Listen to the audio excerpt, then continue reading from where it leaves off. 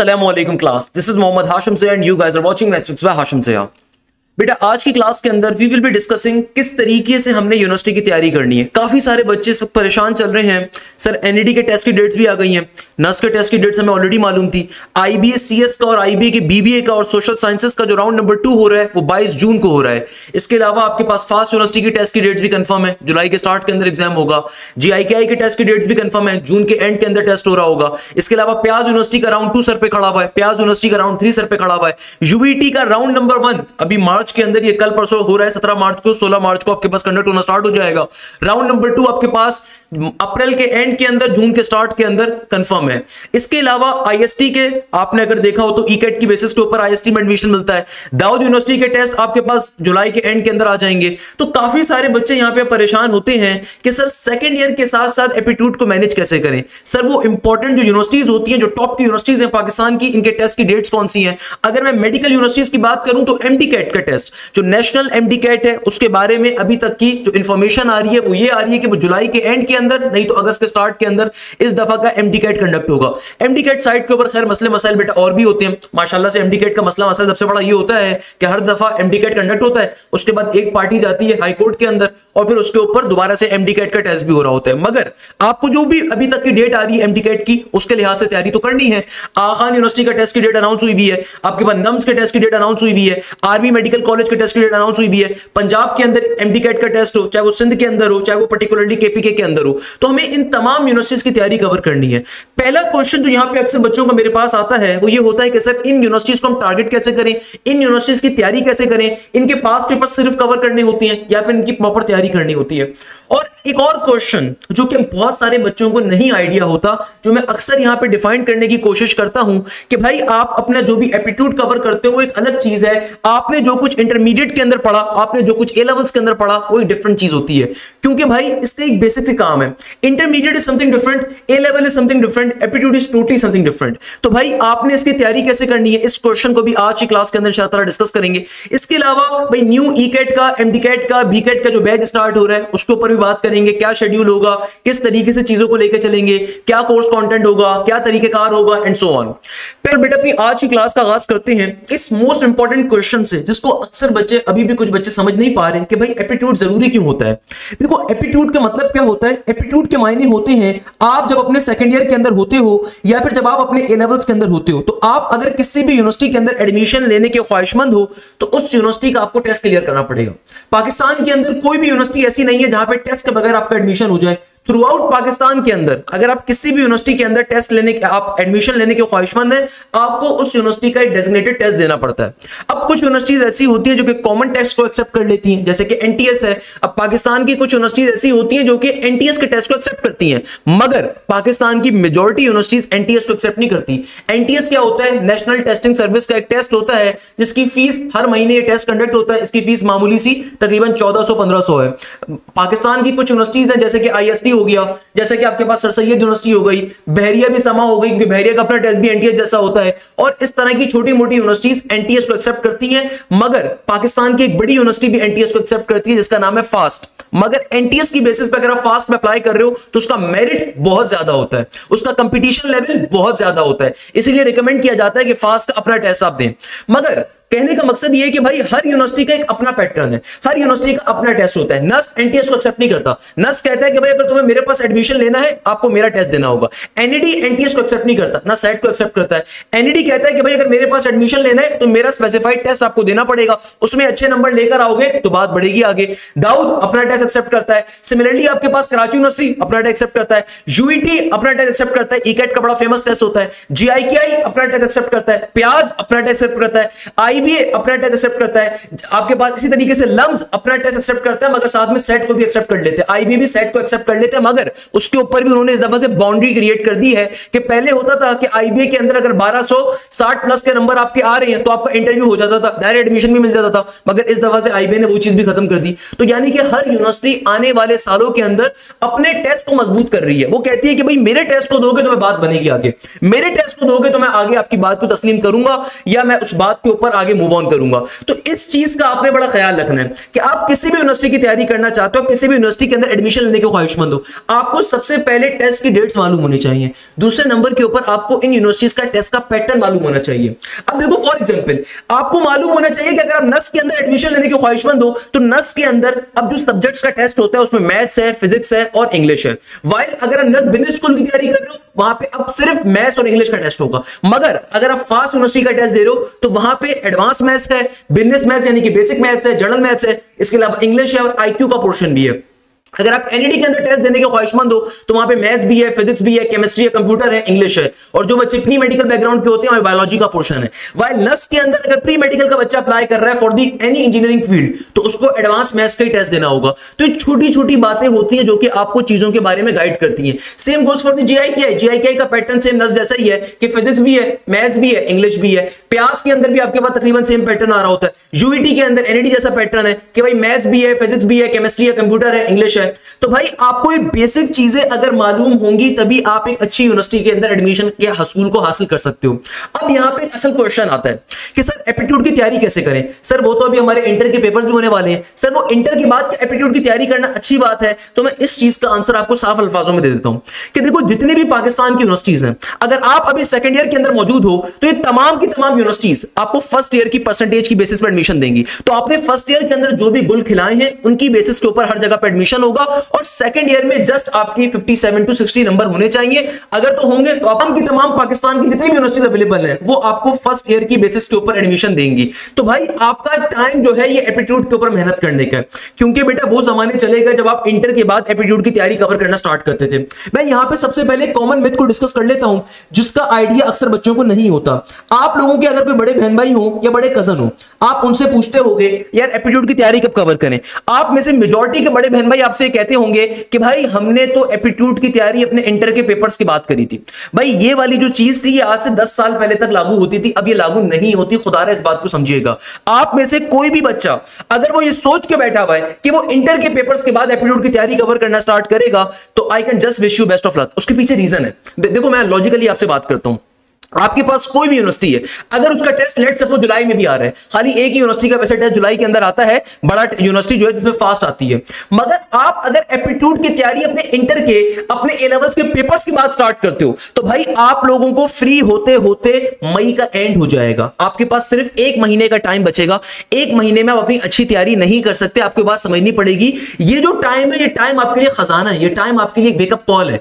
भाई अगर आप में से कोई भी बच्चा ये सोचता है ना कि सर मैं तो इंटर के पेपर्स के बाद एफएससी के पेपर्स के बाद अपने एप्टीट्यूड की तैयारी स्टार्ट करूंगा, तो चलो लॉजिकली इसका जरा हम थोड़ा सा जो है ना तजिया कर लेते हैं।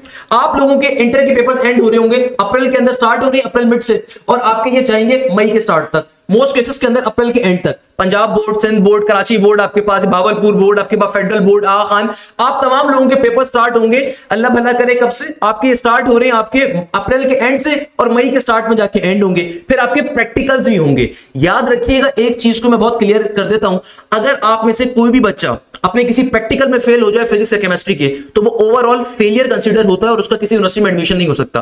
Remember this thing. तो भाई कहने का मकसद क्या है, आप लोगों का अप्रैल का एंड और मई का स्टार्ट तो पूरा का पूरा अपने इंटर के अंदर ही लग जाएगा, जाहिर सी बात है। फिर फेडरल बोर्ड की मेरे पास जो भी डेट शीट आ रही थी फेडरल बोर्ड की, फेडरल के पेपर्स आपके पास मई के अंदर आ रहे हैं, तो इसका मतलब वो बच्चा वहां पे एंगेज होगा। तो भाई आप अगर मई के एंड से भी तैयारी करना स्टार्ट करते हो तो आपके पास टाइम क्या बचा, आपके पास खाली जून का महीना फिर बचेगा तैयारी करने के लिए। और जून के महीने का मतलब यह कि आपको यहां पे डबल मेहनत करनी पड़ेगी, क्योंकि जुलाई के स्टार्ट के अंदर लास्ट ईयर फास्ट यूनिवर्सिटी का टेस्ट था 5 जुलाई को, एनईडी का जो पहला राउंड हुआ था वो हुआ था, सेकंड राउंड हुआ था आपके पास जुलाई के स्टार्ट में।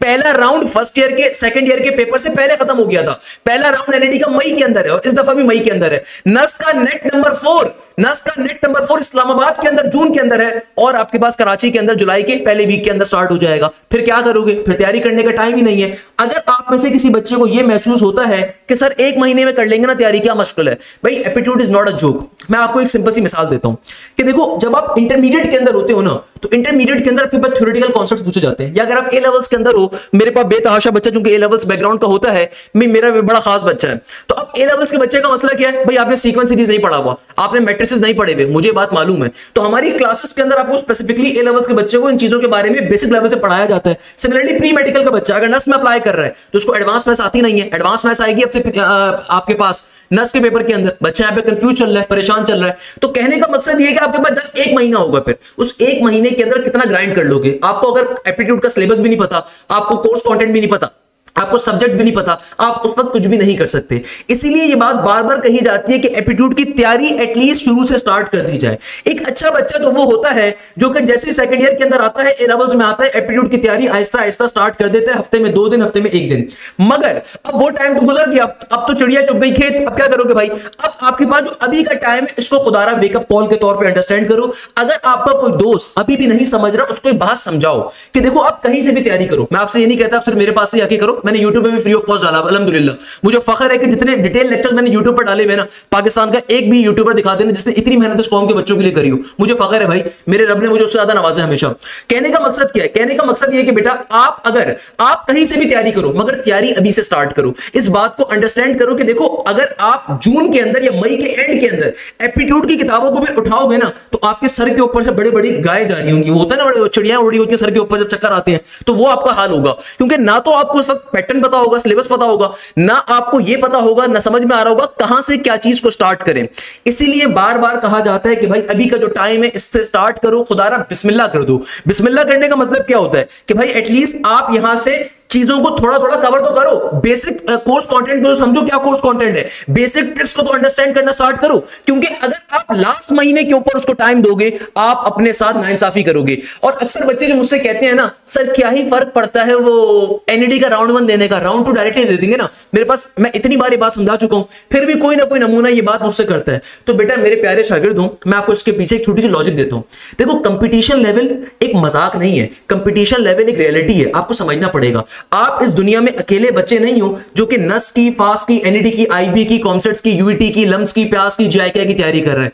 आपके साथ हजारों बच्चा है। जब आपके साथ हजारों बच्चा है ना, तो याद रखिएगा वो बच्चा भी ख्वाहिशमंद है टेस्ट देने का, वो बच्चा भी ख्वाहिशमंद है एडमिशन लेने का। तो आपको ऐसा क्यों महसूस होता है कि भाई आप ही को एडमिशन मिलेगा? नहीं, अगर वो बच्चा अच्छा परफॉर्म करेगा उसको एडमिशन मिल जाएगा। तो भाई लाइफ इज अ रेस, एक बड़े महापुरुष ने फरमाया था लाइफ इज अ रेस। अगर आप आगे नहीं बढ़ोगे ना तो पीछे वाले कुचल के आगे आपको निकल जाएंगे। तो भाई इसका एक सिंपल सा मतलब है कि खुदारा तैयारी को करना स्टार्ट करो, ग्राइंड लेवल को अपना जो इंक्रीज करो कि भाई किस तरीके से। अब अक्सर बच्चे पूछते हैं कि सर वो इंटर के साथ कैसे करें, मैनेज नहीं हो पाता, उसको भी अंडरस्टैंड कर लेते हैं। मगर सबसे पहले तो यूनिवर्सिटीज की टेस्ट की डेट्स आपको मालूम होनी चाहिए, अभी उसको भी डिस्कस कर रहे हैं। मगर एक चीज ध्यान में रख लो, एक चीज अपने गट्टे से बांध लो कि भाई आप किसी भी यूनिवर्सिटी का टेस्ट दे रहे हो, अगर आपका सेकंड ईयर का रिजल्ट अभी नहीं आया हुआ या आपका ए लेवल्स का रिजल्ट नहीं आया हुआ, तो तमाम यूनिवर्सिटीज के अंदर ओ लेवल्स की आपकी इक्विवेलेंसी काउंट होती है, नहीं तो आपकी फर्स्ट ईयर की परसेंटेज काउंट होती है। वो तमाम बच्चे जो इस वक्त सेकंड ईयर में मौजूद हैं, भाई आपको फर्स्ट ईयर की बेसिस पर एडमिशन मिलेगा। सही है ना, फर्स्ट ईयर की परसेंटेज के ऊपर आपको हर जगह पर एडमिशन मिलेगा। तो सेकंड ईयर की इतनी तैयारी करनी है कि भाई अपनी लास्ट परसेंटेज को मेंटेन कर लो, और वो आप कर सकते हो, उसमें कोई मुश्किल बात नहीं है। मैं इस बात को बहुत दफा कहता हूं, दोबारा कह रहा हूं, बार बार कह रहा हूं कि देखो भाई आप लोगों को हर यूनिवर्सिटी के अंदर, अगर आप में से वो तमाम बच्चे जो इस वक्त सेकंड ईयर के अंदर मौजूद हैं, ये उनके लिए कह रहा हूं, जो बच्चे इस वक्त सेकंड ईयर के अंदर मौजूद हैं, आप तमाम बच्चों का एडमिशन फर्स्ट ईयर की बेसिस के ऊपर होगा। यानी कि फर्स्ट ईयर की बेसिस के ऊपर आपको हर यूनिवर्सिटी एडमिशन देगी, क्योंकि सेकंड ईयर का रिजल्ट तो आएगा अक्टूबर तक। तो उस वक्त तक तमाम यूनिवर्सिटीज के टेस्ट निकल चुके होंगे। सिर्फ पाकिस्तान में एक यूनिवर्सिटी बचेगी इसका टेस्ट रहता होगा, उसके अलावा तमाम यूनिवर्सिटीज के टेस्ट हो चुके होंगे। सही है ना। तो और जो बच्चे ए लेवल्स के अंदर है, उनका ओ लेवल्स की बेसिस के ऊपर एडमिशन होता है मेजॉरिटी यूनिवर्सिटीज के अंदर। कुछ यूनिवर्सिटीज होती है बड़ी टफ, वो कहती है कि नहीं ए लेवल्स के जब रिजल्ट आएगा तभी आप अप्लाई कर सकते हो, अदरवाइज नहीं कर सकते। खैर, और जो बच्चे, अच्छा यहां पे मैं एक और चीज क्लैरिफाई कर देता हूं, जिन बच्चों का इंटर हो चुका है, जिन बच्चों का इंटरमीडिएट ए लेवल्स हो चुका है, तो फिर उनके केस ये होता है कि उनकी जो सेकंड ईयर की इंटर की परसेंटेज होती है वो ही हर जगह पे काउंट होती है। जिन बच्चों का इंटर हो चुका है, जिन बच्चों का इंटर हो चुका है, उनकी फिर सिंपल तरीके से जो इंटर की परसेंटेज होती है कंप्लीट वो काउंट की जाती है। ना कि कुछ बच्चे खुश हो रहे होते हैं, सर वो सेकंड ईयर के अंदर मेरी परसेंटेज 74 थी, फर्स्ट ईयर में 84 थी, तो सर वो फर्स्ट ईयर वाली काउंट हो सकती है। नहीं भाई, अगर आपका इंटरमीडिएट हो गया तो फिर आपकी कंप्लीट इंटर की रिजल्ट काउंट होगा, जो भी आपका लेटेस्ट रिजल्ट होगा वो काउंट होता है। ऑन दी अदर एंड, ये सिर्फ पॉलिसी उन बच्चों के लिए होती है हर यूनिवर्सिटी में जो अभी सेकंड ईयर में है, क्योंकि फर्स्ट ईयर का रिजल्ट तो सेकंड ईयर का रिजल्ट तो बहुत एंड में आता है। दैट इज द रीजन कि यूनिवर्सिटी प्रोविजनल बेसिस के ऊपर आपको एडमिशन ऑफर करती है। अब मैं बार बार यहां पे क्यों कह रहा हूं एप्टीट्यूड डिफिकल्ट है, उसके पीछे आप लॉजिक को समझो। देखो एप्टीट्यूड होता क्या है, एप्टीट्यूड के अंदर होते हैं MCQs. Aptitude is all about time management. Aptitude is all about कि आप किस तरीके से अपनी ट्रिक्स को मैनेज करते हो, किस तरीके से आप एक शॉर्ट लिमिटेड टाइम के अंदर चीजों को परफॉर्म करते हो। काफी सारे बच्चे बात समझ नहीं पाते। मैं अक्सर इसकी एक मिसाल देता हूं अपने बच्चों को कि देखो एप्टीट्यूड के अंदर मेजॉरिटी यूनिवर्सिटी में कैलकुलेटर अलाउ नहीं है। ना आपके पास नस्ट में कैलकुलेटर अलाउ है, ना फास्ट में अलाउ है, ना यूवीटी में अलाउ है, ना कॉमसेट्स में अलाउ है, ना जीआईकेआई में अलाउ है, ना लम्स में अलाउ है, ना आईबी में अलाउ है, ना दाऊद में अलाउ है, ना कराची यूनिवर्सिटी में अलाउ है, ना बहरिया में अलाउ है, ना जेबिस में अलाउ है। पाकिस्तान की किसी यूनिवर्सिटी में कैलकुलेटर अलाउ नहीं है। ना मेडिकल की यूनिवर्सिटी में कैलकुलेटर अलाउ है, ना नम्स में अलाउ है, ना आपके पास आगा खान में अलाउ है। आगा खान में मैथमेटिकल रीजनिंग आती है, अलाउ नहीं है। ना आपके पास एमटी कैट के किसी टेस्ट में अलाउ है। पाकिस्तान में सिर्फ 2 यूनिवर्सिटीज हैं इंतहाई आला जहां पे कैलकुलेटर अलाउ है। मैं तो अक्सर तंजिया मजाक करता हूं यूनिवर्सिटीज के डायरेक्टर्स के साथ भी, जब मेरी उनसे मुलाकात होती है। एनईडी के अंदर तो मैं बहुत ये बात कहता हूं, एनईडी के अंदर और प्याज में कैलकुलेटर अलाउ है, उसके अलावा किसी यूनिवर्सिटी में कैलकुलेटर अलाउ नहीं है। तो यानी कि अब आपको ये बात समझनी पड़ेगी, अगर आप ए लेवल के स्टूडेंट थे या आप इंटर के स्टूडेंट हो, हम तो भाई 2 मल्टीप्लाई बाय 2 करने के लिए भी कैलकुलेटर का सहारा लेते थे। हम तो 2 मल्टीप्लाई बाय 2 करने के लिए भी किसका सहारा लेते थे? कैलकुलेटर का। अब यहां पे कैलकुलेटर के बगैर सारा काम करना है। फकी इंजीनियरिंग सेक्टर यूनिवर्सिटी है गवर्नमेंट सेक्टर के अंदर। इसके अलावा आपके पास एक और जो यूनिवर्सिटी आ रही है प्याज, सेमी गवर्नमेंट यूनिवर्सिटी है, इस्लामाबाद की बेस्ट यूनिवर्सिटी है, केमिकल इंजीनियरिंग के अंदर दुनिया की टॉप के ऊपर आती है। Since I am also an engineer, अल्हम्दुलिल्लाह I have represented Pakistan different global levels. तो मैं हमेशा बच्चों को बताता हूं कि भाई सिर्फ 2 यूनिवर्सिटीज में अलाउ है। मेरान यूनिवर्सिटी में भी कैलकुलेटर अलाउ नहीं है। तो अब आपको कैलकुलेटर के बगैर सारी ट्रिक्स को सीखना है। ना फिजिक्स में अलाउ है, ना केमिस्ट्री में अलाउ है, ना मैथ्स में अलाउ है, ना कहीं और अलाउ है। तो यानी कि कैलकुलेटर के बगैर सारी की सारी मैथ्स करनी है। तो ये चीज और बच्चों के लिए टफ होती है। तो अगर आखिरी महीने बैठोगे ना तैयारी करने के लिए, तो आपके जहन के ऊपर क्या चल रहा होंगे? चिड़ियां हैं। वो होता था ना बचपन में कार्टून देखते थे, कार्टून नेटवर्क पोगो, तो वहां पे क्या होता? गायें उड़ रही होती थी सर के ऊपर। तो वैसे गायें उड़ना स्टार्ट हो जाती हैं, क्योंकि भाई लास्ट में आपको ना सिलेबस पता है, ना पैटर्न पता है, ना कुछ और पता है। सेकंड नंबर के ऊपर एप्टीट्यूड को अगर समझना चाहते हो ना, इसकी मैं एक बड़ी अच्छी मिसाल देता हूं कि देखो कभी भी आप इंटर या ए लेवल्स के जब बोर्ड के पेपर देते हो, आप अगर कैम्ब्रिज के पेपर देने के लिए बैठ रहे हो, सही है ना, या फिर अगर आप बोर्ड के पेपर देने के लिए बैठ रहे हो, तो वहां पे होता क्या है? आपके पास डेटशीट आई, फिजिक्स के दिन क्या होगा? फिजिक्स की तैयारी करके जाओगे, 4 दिन लगा के फिजिक्स की अच्छी से तैयारी करोगे, 2 दिन लगा के फिजिक्स की तैयारी करोगे, और टेस्ट जो होगा वो 3 घंटे का टेस्ट होगा फिजिक्स का। आप 3 घंटे जान मार दोगे फिजिक्स के ऊपर। जो अच्छा बच्चा होगा या जो नॉर्मल बच्चा भी होगा, आप मैथ्स के बारे में सोचोगे, खुद सोचो, क्या आप फिजिक्स का जो बोर्ड का पेपर होगा या कैम्ब्रिज का पेपर होगा, उसमें क्या आप मैथ्स के टेस्ट के बारे में सोच रहे होगे कि यार मैथ्स के अंदर तो ये क्वेश्चन ऐसे मैंने किया था? नहीं। आप बोलोगे भाड़ में जा यार, अभी फिजिक्स का टेस्ट चल रहा है, फिजिक्स की तैयारी मैंने करी है, फिजिक्स का टेस्ट दूंगा ना।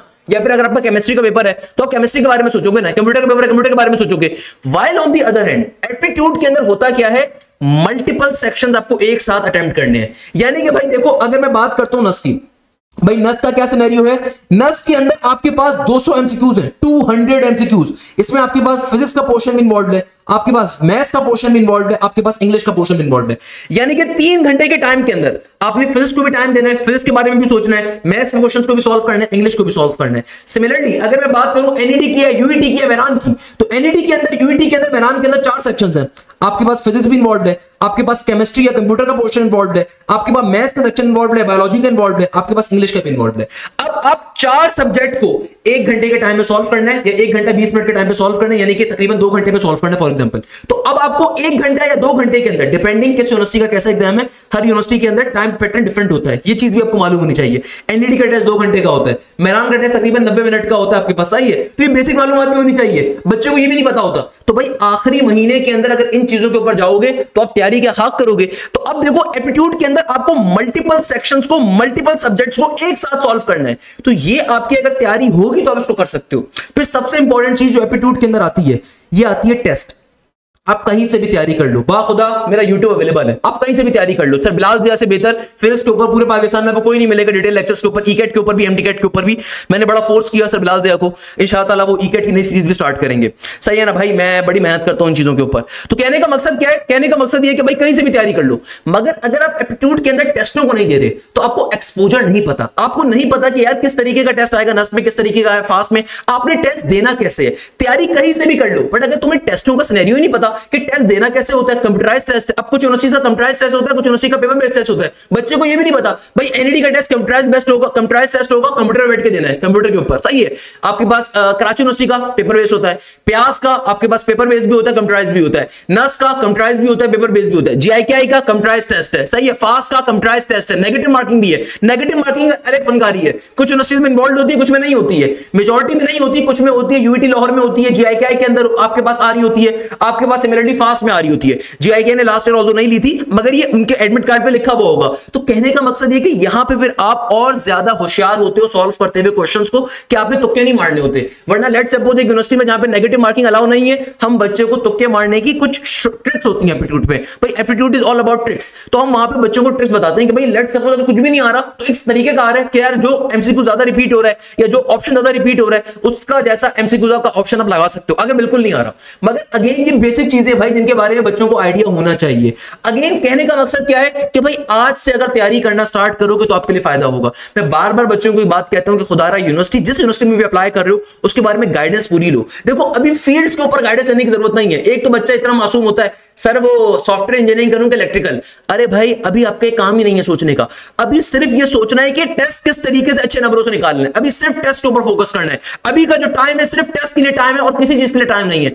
इसका टाइम आपको बहुत मिलेगा। जब नस के टेस्ट में अच्छा परफॉर्म करोगे ना, उसके बाद 1-1.5 महीने का टाइम होगा एडमिशन हासिल करने का। जब एनईडी के टेस्ट के अंदर पोजीशन लेकर आओगे इंशाल्लाह ताला, तो 1-1.5 महीने का टाइम होगा अच्छे नंबरों के बाद लेने के बाद कि आप सोच सकते हो कौन सी फील्ड में जाना है कौन सी में नहीं जाना। आईबीए में जब टेस्ट हो जाएगा उसके बाद बहुत टाइम पड़ा हुआ है, आईबीए को टारगेट करो या हबीब को टारगेट करो, या आईबी में जाना है हबीब में जाना है। मैं आपको ऐसे ऐसे बच्चों की कहानियां बता सकता हूं। भाई जिस बच्चे ने आईबी में भी एडमिशन हासिल करा, मेरा आईबी का पोजीशन होल्डर बच्चा है, अब्दुल हसीब उसका नाम था, उसने हबीब में भी एडमिशन हासिल करा, उसने एनईडी के अंदर भी टॉप पोजीशन होल्डर था, 90 प्लस का नंबर था। अल्हम्दुलिल्लाह एनईडी के अंदर 44 प्लस 90 प्लस के स्टूडेंट थे। 44 से ज्यादा मेरे 90 प्लस स्टूडेंट से पाकिस्तान के किसी इंस्टीट्यूट के अंदर इतना बड़ा रिकॉर्ड नहीं होगा। एनईडी के राउंड 1 का टॉप पोजीशन होल्डर मेरे बैच का था, राउंड 2 का भी पोजीशन होल्डर मेरे बैच का था। 44 से ज्यादा बच्चों ने एनईडी में 90 प्लस मार्क्स स्कोर किए थे। नस के अंदर 170 प्लस मार्क्स स्कोर किए थे अब्दुल रहमान फैसल ने, उसका जीआईके में भी हुआ था, उसका नस में भी हुआ था, उसका पीयूसीआईटी में भी हुआ था, उसका फास्ट के अंदर भी हुआ था। 85 प्लस का मेरिट था, 85 प्लस का उसके टेस्ट के नंबर थे और फिर मेरिट उसका तकरीबन 88 तक का बना था। तो भाई ये जो बच्चे होते हैं ना, ये वो बच्चे होते हैं जो पहले टेस्ट पे फोकस करते हैं। मैं बात क्यों बता रहा हूं आपको, मैंने अब्दुल हसीब की बात क्यों करी, मैं उनकी बड़ाई बयान नहीं कर रहा। मुझे आज भी याद है अब्दुल हसीब का जब आईबीए का जब उसको फाइनल पैसे वैसे पे करने थे ना, उसने मुझे व्हाट्सएप पे एक मैसेज किया, कहते हैं सर मैं एक पीडीएफ आपको एक पीपीटी भेज रहा हूं। पीपीटी कहते हैं पावर पॉइंट प्रेजेंटेशन को। कहते हैं सर जरा देख के बताएं कि आपको कौन सी यूनिवर्सिटी अच्छी लग रही है। अच्छा मैंने बोला पता नहीं क्या भेज रहा है। मैंने खोल के देखा, उसने लिखे हुए थे आईबीए के मेरिट्स और डीमेरिट्स। उसका आईबीए में एडमिशन हो गया तो उसने टाइम लगा के देखा, अच्छा भाई आईबीए का एलुमनाई नेटवर्क इतना है, आईबीए की फील्ड का स्कोप इतना है, आईबीए की फीस इतनी है। उसने अल्लाह के बंदे ने उसने ये तक लिखा हुआ था कि आईबीए में स्विमिंग पूल है कि नहीं है। अच्छा आईबीए के अंदर ये टीचिंग फैकल्टी होती है, मेजॉरिटी फैकल्टी कहां की है, फिर हबीब के अंदर क्या क्या फैसिलिटीज मिल रही हैं। उसने एक पीपीटी उसकी बनाई थी, एक स्लाइड, फिर उसने एनईडी के बारे में बनाई थी। उसने तीनों को लिखा, कहता है सर मैं तीनों को कंपेयर कर रहा हूं, अब मुझे जो है ना आईबीए ज्यादा अच्छी लग रही है तो मैं आईबीए जा रहा हूं। तो भाई बच्चा ये होता है, इसको कहते हैं। अच्छा सेम गोज फॉर दी अब्दुल रहमान फैसल। देखो मुझे अपने बच्चों के नाम इसलिए याद रहते हैं क्योंकि अल्हम्दुलिल्लाह जब बड़ी मेहनत की जाए उन बच्चों के ऊपर तो उन बच्चों का रिजल्ट आता है ना, आपको दिल से खुशी होती है। मुझे वरना और क्या मिलना है, सिंपल सी बात है भाई। ऑल्दो जो थ्रू आउट मेरे बैच की फीस होती है मामूली होती है, पीनट्स होती है, पूरे साल की फीस होती है वो कंप्लीट एप्टीट्यूड सेशन की। उसके बाद अगर बच्चा मुझे इतना एक्स्ट्रा ऑर्डिनरी देता है रिजल्ट तो उसमें खुशी होती है। उन बच्चों का नाम जिंदगी भर याद रहता है आपको, और तो उसके अलावा कुछ नहीं चाहिए होता। तो भाई उस बच्चे ने जीआईके में भी एडमिशन लिया था, फास्ट में भी लिया था, पीयूसीआईटी में भी लिया था, नस में भी लिया था। नस में उसका 170 प्लस का स्कोर था, मगर चूंकि जीआईके के अंदर वो टॉप 20 के अंदर था, उसको जीआईके ने 100% स्कॉलरशिप दी थी। और जीआईके का जो पहला चालान आता है तकरीबन 9.5 लाख का आता है, तकरीबन 9.5 लाख का। उसके अंदर आपके पास जीआईके की जो एडमिशन फीस है, जो सेमेस्टर फीस सब शामिल होती है। मगर जीआईके पाकिस्तान की टॉप की प्राइवेट सेक्टर यूनिवर्सिटी है। जीआईके से बेहतर कोई और कंप्यूटर साइंस की यूनिवर्सिटी पाकिस्तान में नहीं है। लोग कहते हैं फास्ट है, ये है वो है, भाई फास्ट में और जीआईके में डिफरेंस है, पहले बता रहा हूं। जीआईके टॉप के ऊपर आती है, इसमें कोई डाउट नहीं है। जीआईके प्राइवेट सेक्टर में पाकिस्तान में टॉप टॉप टॉप के ऊपर आती है।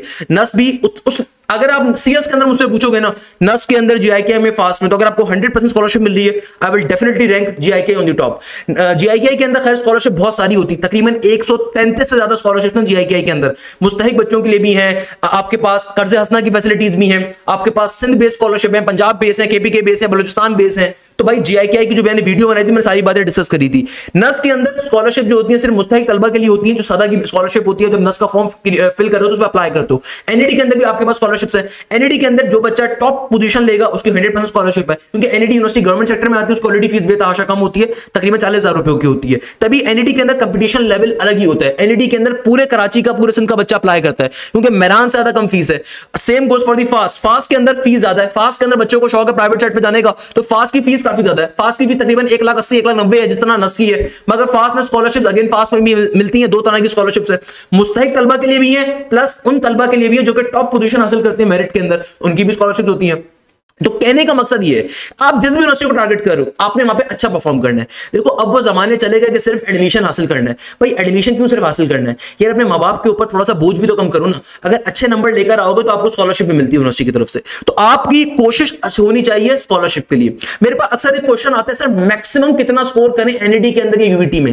देखो there is no limit of maximum. Maximum का मतलब होता है 100%। आपको 100% दोगे तो आप 80s के अंदर या 90s के अंदर मार्क्स लेकर आओगे। अगर आप अपना टारगेट ही हमेशा 80s का रखोगे ना तो आप हमेशा अपने मार्क्स कम लेकर आओगे। मेरान की अगर मैं बात करूं तो बेटा मेरान की हर डिस्ट्रिक्ट के अंदर मेरी पहली पोजीशन थी अल्हम्दुलिल्लाह। मेरान की हर डिस्ट्रिक्ट में पहली पोजीशन थी, चाहे वो शहीद बेनजीराबाद हो, हैदराबाद हो, गुडकी हो, आपके पास कोई भी डिस्ट्रिक्ट हो, मेरान की तमाम मेरिट लिस्टों के अंदर मेरी पहली पोजीशन थी अल्हम्दुलिल्लाह। क्योंकि मेरान के ऊपर बेतहाशा काम किया हुआ है, मेरान के पास पेपर्स भी करवाए बच्चों को, मेरान के बारे में डिटेल में गाइड भी करा, तो मेरान के अंदर हर डिस्ट्रिक्ट में पहली पोजीशन थी। तो भाई मेरान के अंदर भी स्कॉलरशिप आपको मिलती है, अगेन गवर्नमेंट सेक्टर है, मिलती है बिल्कुल भाई। तो भाई कहने का मकसद ये है कि आप जिस भी यूनिवर्सिटी को टारगेट कर रहे हो आपको उसके तमाम एस्पेक्ट्स मालूम होने चाहिए कि भाई उस यूनिवर्सिटी के अंदर आपको क्या क्या फीस है, क्या पैटर्न है, किस तरीके से करना है। अभी आपका जो टाइम है सिर्फ टेस्ट की तैयारी करने का है, तो अभी फील्ड्स को लेकर परेशान मत हो कि यार नस में जाऊंगा, फास्ट में जाऊंगा। मैं हमेशा बच्चों से कहता हूं कि बेटा जब खाने की टेबल के ऊपर आपके पास चॉइसेस ज्यादा होती है ना, तब खाना खाने के अंदर आप डिसाइड करते हो कि बिरयानी खानी है कि कोफ्ते खाने के, कोरमा खाना है। मैं भी रोजे से हूं, परेशान होने की जरूरत नहीं है, तो भाई दिल चाह रहा है ना, तो भाई उस वक्त आपको मजा आता है चॉइसेस का कि बिरयानी खानी है कि कोफ्ते खाने। बट अगर आपके पास अभी टेबल के ऊपर कोई डिश ही नहीं है, आपके पास सूखी रोटी पड़ी है, तो सूखी रोटी में चॉइस कैसी? अल्लाह की नेमत है, खाओ भाई। तो कहने का मकसद ये है कि भाई अभी जो आपका टाइम है सिर्फ तैयारी करने का है, अभी फील्ड्स के ऊपर परेशान होने की जरूरत नहीं है। एक तो कुछ बच्चे इतने आइंस्टाइन के होते हैं कि बैठ के अभी फील्ड्स को सोच रहे हैं, सर वो कंप्यूटर इंजीनियरिंग में जाऊंगा, कंप्यूटर साइंस में जाऊं, सर वो डिफरेंस क्या है? अरे भाई ये बात की कहानी है, अभी की कहानी नहीं है। पहले एडमिशन हासिल करो, जब एडमिशन मिल जाए उसके बाद की कहानी है, अभी का टाइम सिर्फ तैयारी करने का है। अच्छा, ये फिर हमारे पास आता है कि भाई हम आपको किस तरीके से गाइड कर रहे हैं। एज अ टीचर फिर ये हमारे पास आता है कि हम किस तरीके से आपको लेके चल रहे हैं, क्योंकि अभी आपका टाइम सिर्फ एप्टीट्यूड की तैयारी करने का है। आपका टाइम अभी इंटर और एप्टीट्यूड को साथ साथ लेके चलने का है। मैं बार बार आपसे कह रहा हूं, अगर आपका कोई दोस्त भी ये गलती कर रहा है कि वो अभी एप्टीट्यूड की तैयारी नहीं कर रहा, उसको समझाओ कि भाई अभी अगर आप 10% भी तैयारी करते हो तमाम सब्जेक्ट्स की, तो वो आखिर में जाके बहुत बड़ा आपके लिए काम क्रिएट करेगा। भाई इसकी मिसाल आप ऐसे समझो कि एक बच्चा जून के अंदर तैयारी करना स्टार्ट करता है या मई के अंदर तैयारी करना स्टार्ट करता है, तो जस्ट उसके बाद 1.5 महीने का टाइम है तैयारी करने का, और आपके पास सर के ऊपर आपके टेस्ट खड़े होंगे, तो वहां पे आप परेशान हो, कुछ समझ में नहीं आ रहा कहां से क्या चीज स्टार्ट करनी है। While on the other hand अगर आप अभी तैयारी करना स्टार्ट करते हो, हफ्ते में 2 दिन भी तैयारी को अगर आप दे रहे हो एप्टीट्यूड की, तो आप आहिस्ता आहिस्ता काफी सारी चीजें कवर कर सकते हो। सिलेबस मालूम हो सकता है आपको पैटर्न्स मालूम हो सकते हैं, आपको पर्टिकुलरली कुछ चैप्टर्स आप पे कवर हो जाएंगे, जो कि अल्टीमेटली आपको इंटर साइड पे भी हेल्प करेंगे। देखो मैं बार बार आपसे एक बात कहता हूं कि इंटर का या ए लेवल्स का जो एडवांस फॉर्मेट है ये एप्टीट्यूड है, क्योंकि भाई यहां पे आपके पास वही कोर्स कंटेंट है जो इंटर या ए लेवल्स का होता है, मगर उसके अंदर एमसीक्यूज होते हैं सारे के सारे। एप्टीट्यूड में होते हैं सारे के सारे एमसीक्यूज हैं। है कि अगर आप एप्टीट्यूड की तैयारी कवर कर रहे हो तो साथ में आपकी इंटर या ए लेवल्स की तैयारी भी हो रही है, और जाहिर सी बात है आप आहिस्ता आहिस्ता जितना भी कोर्स कंटेंट भी कवर करते हो वो आखिर में आपके लिए एक बड़ा पाइल अप होके बन जाएगा। वो आपके लिए आखिर के अंदर एक बड़ा काम क्रिएट करेगा कि आपकी 30% 40% ऑलरेडी तैयारी हो चुकी होगी। वाइल अगर आप सिर्फ इंटर के पेपर्स के बाद ए लेवल्स के पेपर्स के बाद तैयारी करोगे, तो भाई जो ए लेवल्स का बच्चा है उसके पास तो मई जून सीरीज है, उसके पास तो बाद में टाइम ही नहीं पड़ा हुआ, मई जून सीरीज के बाद तो जुलाई के अंदर टेस्ट होंगे, तो वो क्या करेगा? तो अभी से आपने तैयारी करनी है। तो यहां पे फिर हमारा रोल आता है कि हम आपकी क्लासेस इस तरीके से कंडक्ट करते हैं कि आपको तमाम चीजें क्लासेस के अंदर पढ़ाई जाती हैं और पास पेपर साथ साथ सॉल्व करवाए जाते हैं। आप पाकिस्तान की टॉप 25 यूनिवर्सिटीज की प्रिपरेशन कर सकते हो, चाहे आप ईकेट की तैयारी कर रहे हो, चाहे बिजनेस यूनिवर्सिटीज की तैयारी कर रहे हो, चाहे आप पर्टिकुलरली मेडिकल की यूनिवर्सिटीज की तैयारी कर रहे हो। आपको सबसे बड़ा फायदा हमारी क्लासेस के अंदर ये मिलता है कि भाई लाइव क्लासेस के अंदर आपको कंप्लीट कोर्स कवर करवाया जाता है। ना सिर्फ कंप्लीट कोर्स कवर करवाया जाता है, बल्कि सबसे बढ़ के आपको उन लाइव क्लासेस के अंदर साथ साथ रेलेवेंट पास्ट पेपर्स भी कवर करवाए जाते हैं, तो आपकी ऑटोमेटिकली वहां से तैयारी हो रही होती है। और aptitude is all about tricks, क्योंकि एप्टीट्यूड के अंदर आपने टाइम मैनेजमेंट करनी है। एप्टीट्यूड के अंदर आपने इंटर के ए लेवल्स के लंबे लंबे मेथड्स को फॉलो नहीं करना कि फॉर एग्जांपल अगर इंटीग्रेशन का एक क्वेश्चन है वो आप 4 पेजेस के ऊपर सॉल्व कर रहे थे बाय पार्ट्स के ऊपर अपने ए लेवल्स के अंदर, अपने इंटीग्रेशन अपने इंटरमीडिएट के अंदर, तो एप्टीट्यूड के अंदर आपको एक फायदा ये मिलता है कि आप वहां पे जस्ट आपको ट्रिक्स मालूम होनी चाहिए, तो वो सारी की सारी ट्रिक्स आपको लाइव क्लासेस में सिखाई जाती है। ना सिर्फ आपकी लाइव क्लासेस होती है बल्कि उन लाइव क्लासेस की रिकॉर्डिंग्स भी आपको मिलती हैं, आपके प्रॉपर्ली टेस्ट भी कंडक्ट होते हैं, आपको रेलेवेंट गाइडेंस भी मिल रही होती है, आपके डाउट सेशंस अलग से कंडक्ट हो रहे होते हैं, आपको रेलेवेंट पास्ट पेपर्स भी मिलते हैं विद सॉल्यूशन। आपको जो टेस्ट कंडक्ट होते हैं उनके वीडियो सॉल्यूशन भी मिलते हैं, और ये चीज इस सिस्टम ने प्रूव किया है कि अल्हम्दुलिल्लाह बच्चों के रिजल्ट्स को, चाहे आईबीएस सीएस की पहली पोजीशन हो, चाहे नस के अंदर 170 प्लस का स्कोर हो, भाई कोई भी इंस्टीट्यूट अगर कहता है उसके नस के अंदर 160 प्लस मार्क्स हैं, अल्हम्दुलिल्लाह मेरे पास लास्ट राउंड के अंदर जो नस का नेट नंबर 1 हुआ उसमें भी 160 प्लस नंबर आए बच्चों के, जो राउंड नंबर 2 हुआ उसमें भी 160 प्लस नंबर आए, जो नेट नंबर 4 था उसमें 170 प्लस का स्कोर थे बच्चों के। तो कहने का मकसद ये है कि सिमिलरली मेहरान की हर डिस्ट्रिक्ट में पोजीशन, एनईडी के अंदर लास्ट 6 इयर्स के अंदर टॉप पोजीशन मेरे बच्चों की है, चाहे वो रमीज कामरान हो, चाहे वो मानूर हो, चाहे वो आपके पास जहरा बतूल हो, चाहे वो आपके पास समी हो, चाहे वो आपके पास इकरार हो। सबसे इंपॉर्टेंट चीज क्या है, यूनिवर्सिटीज के टेस्ट की डेट। अब आते हैं सबसे इंपॉर्टेंट कॉन्सेप्ट के ऊपर कि भाई यूनिवर्सिटीज के टेस्ट की डेट्स क्या हैं। जैसे मैंने आपसे कहा था, आप किसी भी यूनिवर्सिटी की तैयारी कर रहे हो, आपको एटलीस्ट टेस्ट की डेट्स मालूम होनी चाहिए, आपको मालूम होना चाहिए किस यूनिवर्सिटी का टेस्ट कब होगा, ताकि आप उस चीज को जहन में रख सको। अब देखो, जो बच्चे इंटर के पेपर्स के बाद या ए लेवल्स के पेपर्स के बाद टेस्ट देने के लिए बैठे हुए ना, तो भाई आपका प्रोग्राम यहां पर खत्म हो सकता है। उसके पीछे रीजन ये है कि बेटा आप लोगों की मेजॉरिटी यूनिवर्सिटीज के टेस्ट इंटर के साथ साथ ही हो रहे होंगे, ए लेवल्स के साथ साथ हो रहे होंगे। ए लेवल्स का मई जून सीरीज आ रही है, एनईडी का राउंड नंबर 1 24 मई को इस दफा है। इस दफा का एनईडी का राउंड नंबर 1 कब आ रहा है? 24 मई को आ रहा है। एनईडी ने अपने राउंड नंबर 1 की डेट कंफर्म कर दी है कि इस दफा जो एनईडी का राउंड नंबर 1 होगा ये आ रहा होगा आपके पास 24 मई को। सही है। अच्छा, अक्सर बच्चों का एक क्वेश्चन होता है कि सर क्या दोनों राउंड्स को देना जरूरी है? एनईडी का राउंड नंबर 1 आ रहा है 24 मई को और राउंड नंबर 2 आ रहा है 10 जुलाई को, या फिर नस का नेट नंबर 3 आपके पास अप्रैल में आ रहा है और नेट नंबर 4 आपके पास जून के अंदर आ रहा है। तो अक्सर बच्चों का क्वेश्चन होता है सर क्या ये मैं दोनों राउंड्स दूं? इसका एक सिंपल सा आंसर है, लाजमी तौर पे दो। क्योंकि देखो, अगर आप मल्टीपल अटेम्प्ट्स को नहीं दोगे ना, तो आप अपने हाथ से अपनी किस्मत पे ताला लगा रहे हो। उसके पीछे रीजन क्या है? कंपटीशन। भाई पाकिस्तान में हर साल बच्चों की तादाद में क्या होता है? इजाफा। हमारे पास माशाल्लाह से हर दिन के अंदर बच्चों की प्रोडक्शन के अंदर इजाफा होता है। नॉर्मल सी बात है, अभी आपको मालूम होनी चाहिए पॉपुलेशन ग्रोथ आपकी पॉपुलेशन ग्रोथ साउथ एशिया में सबसे ज्यादा है, मानते हो सारे के सारे। पूरे पाकिस्तान के अंदर जो टॉप की यूनिवर्सिटीज हैं, आज से 40 साल पहले भी वही थी, आज भी वही है। भाई जो यूनिवर्सिटीज गुलाम इसाक खान ने बनाई थी, जो यूनिवर्सिटीज अयूब खान ने बनाई थी, जो यूनिवर्सिटीज पाकिस्तान के क्याम से पहले बनी थी, आज तक वही चल रही है। एनईडी यूनिवर्सिटी हो गई, यूईटी हो गई, नस्ट हो गई, नस्ट 50 60s के अंदर 70s के अंदर बनी है, आज तक वही चल रही है। फास्ट हो गई, आपके पास जीआईकेआई हो गई, 1990s के अंदर बनी थी। दाऊद यूनिवर्सिटी एनईडी ने क्रिएट करी थी, आज तक वही चल रही है। तो बड़ी यूनिवर्सिटी तो आपके पास क्रिएट ही नहीं हो रही। मेडिकल की अगर मैं बात करूं तो भाई मेडिकल एक बहुत ज्यादा प्राइवेट फर्म है। मेडिकल के अंदर पैसा बहुत लगता है। जो बच्चा आखा यूनिवर्सिटी में जा रहा है उसकी पर साल की फीस कितनी होती है आपको मालूम है? 30 लाख 32 लाख पर साल की फीस है।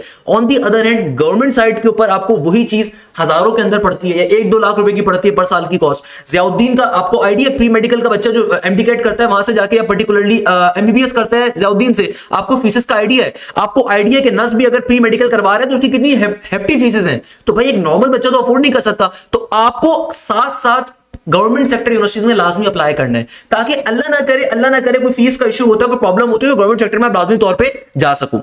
सेकंड नंबर के ऊपर दोनों टेस्ट देने का फायदा क्या होता है कि भाई अगर एक टेस्ट में आपके नंबर कम आ गए तो दूसरे टेस्ट में नंबर ज्यादा होंगे। जाहिर सी बात है कि भाई अगर आपके बेस्ट ऑफ 2 रिजल्ट काउंट होता है, नस के अंदर साल में 4 दफा टेस्ट होते हैं, बच्चों से कहते हैं कि भाई लाजमी तौर पे सारे राउंड दो। उसके पीछे रीजन है, रीजन ये कि भाई अगर आप चारों के चारों राउंड दोगे नस के, तो भाई जिसमें भी हाईएस्ट नंबर आएंगे इस राउंड के अंदर वो आपके फाइनल स्कोर काउंट होगा। सिमिलरली एनईडी के अगर 2 टेस्ट आ रहे हैं तो भाई बेस्ट ऑफ 2 स्कोर काउंट होगा। मेहरान के अगर 2 टेस्ट आ रहे हैं तो भाई बेस्ट ऑफ 2 स्कोर काउंट होगा। यानी कि अगर आपके एक टेस्ट में कम है, एक में ज्यादा है, तो जिसमें भी ज्यादा होंगे इररिस्पेक्टिव को पहले वाला स्कोर था बाद वाला स्कोर था, जिसमें भी ज्यादा होंगे वो स्कोर काउंट होगा। फास्ट यूनिवर्सिटी का एक ही टेस्ट होता है, जीआईकेआई का एक ही टेस्ट होता है, प्यास के 3 टेस्ट होते हैं, तीनों देने चाहिए, मैं तो हमेशा रिकमेंड करता हूं। इसके अलावा आपके पास पर्टिकुलरली मेहरान के भी 2 टेस्ट होते हैं, सही है ना? एनईडी के 2 टेस्ट होते हैं, एमडीकेट का एक ही टेस्ट होता है, एमडीकेट का एक ही टेस्ट होता है भैया, जो करना है उसी में करना है। अच्छा, अब देखो बताने का मकसद क्या है कि भाई जितने ज्यादा राउंड्स होंगे उसमें आपके चांसेस ऑफ सिलेक्शन ज्यादा होते हैं। तो लाजमी तौर के ऊपर आपने तमाम राउंड्स देने हैं। यूईटी के भी 2 टेस्ट होते हैं, यूईटी का एक टेस्ट अभी मार्च के अंदर आ रहा है, पहला टेस्ट।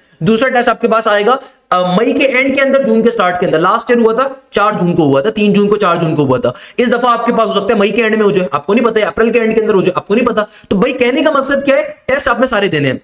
अब देखो एनईडी का राउंड नंबर 1 मार्च के जो लास्ट संडे होगा, लास्ट संडे ऑफ मार्च, वहां पे आपके पास एनईडी के फॉर्म्स आ जाएंगे और एनईडी का जो पहला टेस्ट होगा ये होगा 24 मई को। ये अब कंफर्म हो चुकी है डेट, 24 मई को एनईडी का राउंड नंबर 1 होगा। एनईडी के अंदर क्योंकि सिंध की सबसे बड़ी है यूनिवर्सिटी है, तो भाई सिंध का डोमिसाइल होल्डर खाली एनईडी में अप्लाई कर सकता है, पहले बता रहा हूं, क्योंकि गवर्नमेंट सेक्टर में कोटा होता है। अच्छा, सिमिलरली एनईडी का राउंड नंबर 2, एनईडी का राउंड नंबर 2 हमारे पास आ रहा है 12 जुलाई को। एनईडी का राउंड नंबर 2 की डेट भी कंफर्म हो गई है, ये आ रहा है 12 जुलाई को। एनईडी का टेस्ट कैसा होता है? कंप्यूटराइज्ड टेस्ट होता है। मेरान का जो पहला राउंड आ रहा है ये आपके पास आ रहा है अगेन मई के अंदर। अभी तक इसकी टेस्ट की डेट कंफर्म नहीं है, अभी तक इसकी अनाउंसमेंट नहीं हुई है, जैसी होगी I will be sharing with you guys as well. मगर इसका जो राउंड नंबर 1 आ रहा है ये आ रहा है मई के अंदर बेटा। कब आ रहा है? मई के अंदर। अच्छा, सिमिलरली जीआईकेआई का टेस्ट, जीआईकेआई का टेस्ट जैसे मैंने आपसे बताया कि जून के एंड से लेके जुलाई के स्टार्ट के अंदर होता है, और ये हर साल की 3-4 टेस्ट की डेट्स होती है। पूरे पाकिस्तान में टेस्ट सेंटर्स क्रिएट होते हैं और इनका टेस्ट भी कंप्यूटर बेस्ड होता है। आगा खान यूनिवर्सिटी प्री मेडिकल की सबसे बेस्ट यूनिवर्सिटी प्राइवेट सेक्टर के ऊपर, प्राइवेट सेक्टर के ऊपर, गवर्नमेंट में नहीं भाई, गवर्नमेंट के प्राइवेट उसके ऊपर अफोर्ड नहीं कर सकता नॉर्मल बच्चा। भाई मुझे जैसा बंदा भी अफोर्ड नहीं कर सकता, शायद ओपनली कह रहा हूं। 30-32 लाख रुपए इसकी साल की फीस है, तो हर बंदा अफोर्ड नहीं कर सकता, मगर टॉप की यूनिवर्सिटी है, इसके डॉक्टर्स की दुनिया भर में बेतहाशा बढ़ता है। तो आगा खान यूनिवर्सिटी का टेस्ट आ रहा है 22 जून को। जो आपके पास राउंड नंबर 2 आ रहा है ये आ रहा है 13 अप्रैल को, और राउंड नंबर 3 आ रहा है 20 जुलाई को। अच्छा, प्यास का राउंड नंबर 1 ऑलरेडी कंडक्ट हो गया। प्यास के साल में होते हैं 3 टेस्ट, एक टेस्ट जो होता है सिर्फ इस्लामाबाद में होता है, बाकी जो 2 टेस्ट होते हैं वो लाहौर में भी सेंटर बनता है, कराची में भी बनता है, कोयटा साइड पे भी बनता है, और केपी के साइड पे भी बनता है। तो प्यास के होते हैं आपके पास कितने टेस्ट? 3 टेस्ट। एक टेस्ट ऑलरेडी प्यास यूनिवर्सिटी का हो चुका है, अब आपके पास खाली 2 टेस्ट बचे हुए हैं। तो प्यास की तैयारी लाजमी तौर पर करो, पाकिस्तान की टॉप की गवर्नमेंट सेक्टर पे यूनिवर्सिटी आ रही है, पहले बता रहा हूं, सही है। अच्छा, आईबीए का राउंड नंबर 2, आईबीए का राउंड नंबर 2 इस दफा तमाम की तमाम फील्ड्स का 22 जून को होगा। चाहे आप बीबीए के लिए अप्लाई कर रहे हो, चाहे आप सोशल साइंसेस के लिए अप्लाई कर रहे हो, चाहे आप पर्टिकुलरली अप्लाई कर रहे हो सीएस के लिए, चाहे इकोनॉमिक्स एंड मैथ्स के लिए अप्लाई कर रहे हो, चाहे अकाउंटिंग एंड फाइनेंस के लिए अप्लाई कर रहे हो। तो आईबीए का राउंड नंबर 2 कंडक्ट होगा कब? 22 जून को, एक ही दिन कंडक्ट होगा। आपके पास इस दफा चांसेस कम है आईबीए के लिए, क्योंकि भाई आईबीए का अंदर पहले होता था कि भाई राउंड नंबर 1 के अंदर जिस तरह हुआ ना कि 3 दिन टेस्ट हुआ, बीबीए का टेस्ट अलग हुआ, सोशल साइंसेस का टेस्ट अभी अप्रैल के अंदर है, और सीएस का टेस्ट आपका मार्च के अंदर हुआ। मगर राउंड नंबर 2 में तमाम डिपार्टमेंट्स का, तमाम फैसिलिटीज का जो आपके पास टेस्ट आ रहा है वो आपके पास आ रहा है, तमाम फैकल्टीज का टेस्ट आपके पास एक ही दिन आ रहा है। तो आईबी की तैयारी तो बहुत अच्छे से करनी है। आईबीए का और न्यू बैच के अंदर आईबी भी आपको पढ़ाया जाएगा। अच्छा, फास्ट यूनिवर्सिटी का टेस्ट, पाकिस्तान की प्रीमियम सीएस के लिए यूनिवर्सिटी, अक्सर बच्चा इसका क्रेज रखता है भाई, अक्सर बच्चा रील्स देख के इसका क्रेज रखता है, फास्ट यूनिवर्सिटी जाना है। तो फास्ट यूनिवर्सिटी का टेस्ट लास्ट ईयर हुआ था 5 जुलाई से लेके ऑनवर्ड्स 18 जुलाई के दरमियान तक। मल्टीपल टेस्ट की डेट्स होती हैं, आप जब अपना एडमिट कार्ड प्रिंट आउट करते हो उस पर आपकी टेस्ट की डेट लिखी भी आती है, मगर होता ये जुलाई के स्टार्ट के अंदर ही है। तो भाई जो बच्चे ए लेवल्स वाले हैं, आप लोग फारिग होगे मई जून सीरीज से, टाइम क्या होगा? आप लोग फारिग होगे इंटर का बच्चा, एफएससी का बच्चा मई के एंड के अंदर, टाइम क्या होगा? तैयारी आज से करनी है। अच्छा भाई, नस की बात करते हैं। नस का नेट नंबर 3, नस का नेट नंबर 3 आपके पास हो रहा है मार्च के अंदर, इसकी आपके पास क्लोजिंग हो जाएगी, मार्च के अंदर इसकी रजिस्ट्रेशन एंड हो जाएगी, और अप्रैल के अंदर आपका नस का नेट नंबर 3 होगा। नस के साल में 4 दफा टेस्ट होते हैं, रिमेंबर दिस थिंग, नस के साल में होते हैं 4 दफा टेस्ट। जो नेट नंबर 1 होता है ये सिर्फ और सिर्फ इस्लामाबाद में होता है। नस का नेट नंबर 2 जो होता है ये पाकिस्तान के डिफरेंट शहरों में होता है, इस्लामाबाद में भी होता है, आपके पास कराची के अंदर भी होता है, और आपके पास कोयटा की साइड पे भी होता है। वाइल नस का नेट नंबर 3 ये आपके पास अगेन सिर्फ और सिर्फ इस्लामाबाद के अंदर कंडक्ट होता है, और नस का नेट नंबर 4 ये इस्लामाबाद में भी होता है, कराची के अंदर भी होता है, और केपीके वाली साइड के ऊपर या कश्मीर वाली साइड से गिलगित बल्तिस्तान के एपीएस के अंदर भी कंडक्ट होता है। तो याद रखिएगा, नस पाकिस्तान की टॉप की प्राइवेट सेक्टर पे इंजीनियरिंग यूनिवर्सिटी है।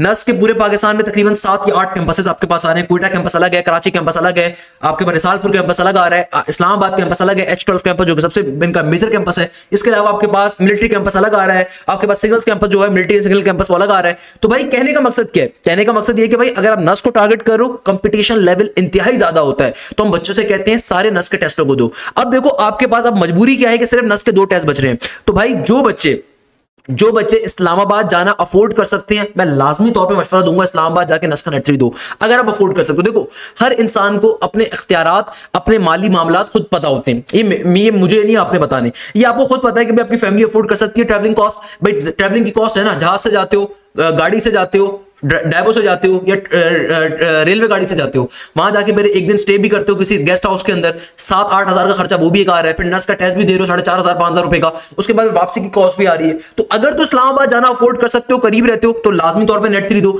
अदरवाइज नेट 4 के लिए अभी से जान मारना स्टार्ट करो। कुछ बच्चे कहते हैं सर वो नेट 4 की तैयारी हम मई में स्टार्ट करेंगे ना, बेटा मजाक नहीं है, मैं बार बार आपसे बात कर रहा हूं।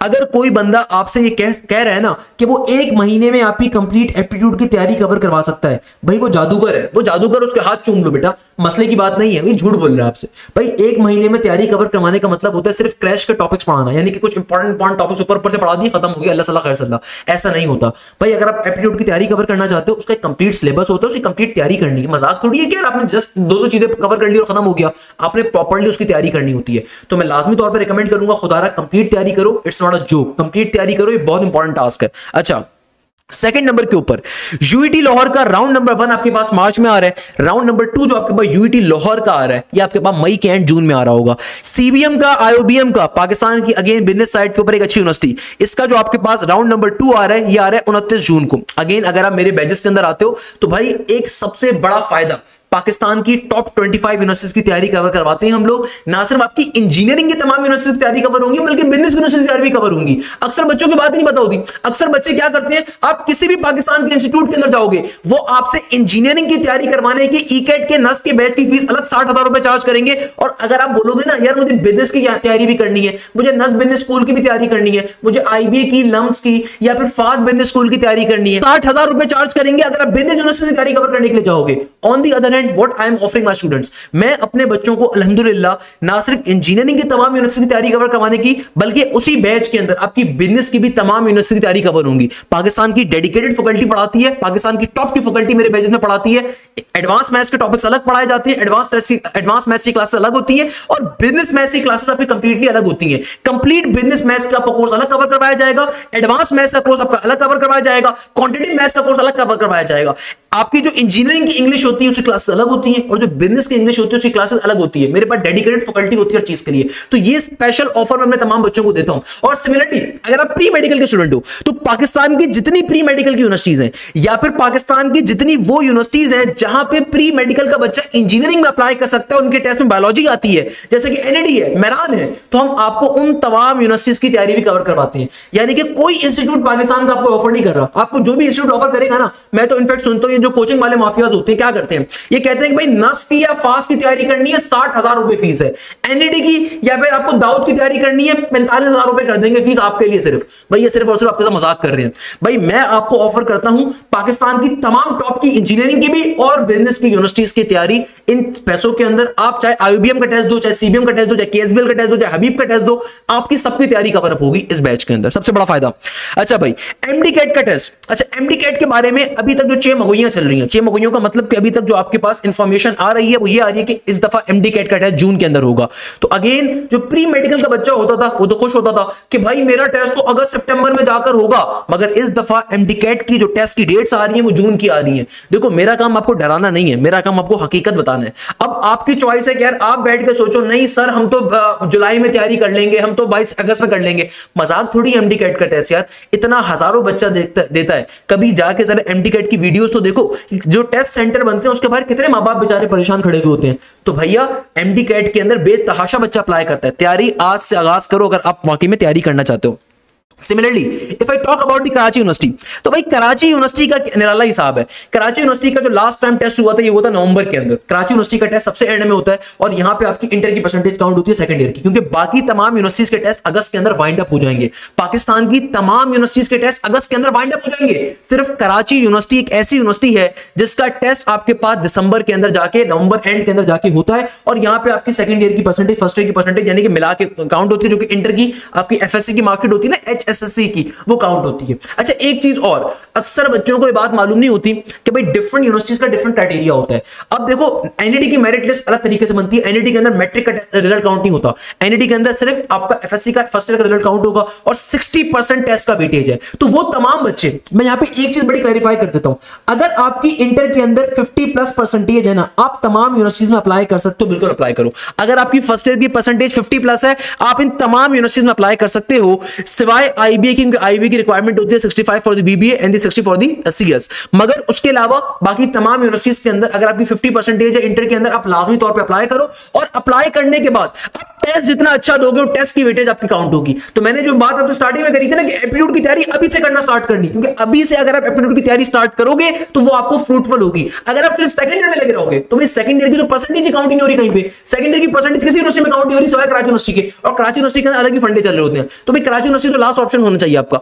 अभी आपका टारगेट पाकिस्तान की तमाम टॉप की यूनिवर्सिटी होनी चाहिए। तो भाई जितना अच्छा टेस्ट दोगे उतने अच्छे आपको डिपार्टमेंट्स मिलने के चांसेस होंगे, क्योंकि हर यूनिवर्सिटी के अंदर ना सिर्फ टेस्ट देना है बल्कि टेस्ट को अच्छे नंबर से क्लियर करना है। भाई वो जमाने चले गए जब गालिब मियां जो होते थे चाय बेचा करते थे। बड़ा मशहूर मुहावरा जो एक है, मुहावरा कुछ और था, मैंने अपने पास से कह दिया। तो खैर कहने का मकसद क्या है कि आप एनईडी में अप्लाई कर रहे हो, एनईडी की पॉलिसी कल आई है, परसों आई है, मैंने वीडियो डिजाइन करी थी ना बेटा एनईडी की पॉलिसी के ऊपर कि 60% टेस्ट का वेटेज है। यानी कि 60% टेस्ट के वेटेज का मतलब यह है कि आप जितना अच्छा आप टेस्ट में परफॉर्म करोगे उतनी अच्छी फील्ड मिलेगी। Same goes for the nurse कि नर्स के अंदर अगर आप जितना अच्छा टेस्ट दोगे उतना अच्छा डिपार्टमेंट मिलेगा आपको। Same goes for the fast के अंदर भी जितना अच्छा टेस्ट दोगे उतना अच्छा डिपार्टमेंट मिलेगा। सेम गोज फॉर दी आपके पास जीआईकेआई हो, कॉमसेट्स हो, आपके पास प्याज हो, आपके पास यूईटी हो, आपके पास मेरान हो, जितना अच्छा टेस्ट दोगे उतना अच्छा डिपार्टमेंट मिलेगा। जितना अच्छा टेस्ट, सिर्फ टेस्ट क्लियर नहीं करना, You are not a bare minimum। जिंदगी में कभी किसी के लिए बेयर मिनिमम नहीं बनना। भाई रियलिटी चेक भी देता हूं बच्चों को मैं,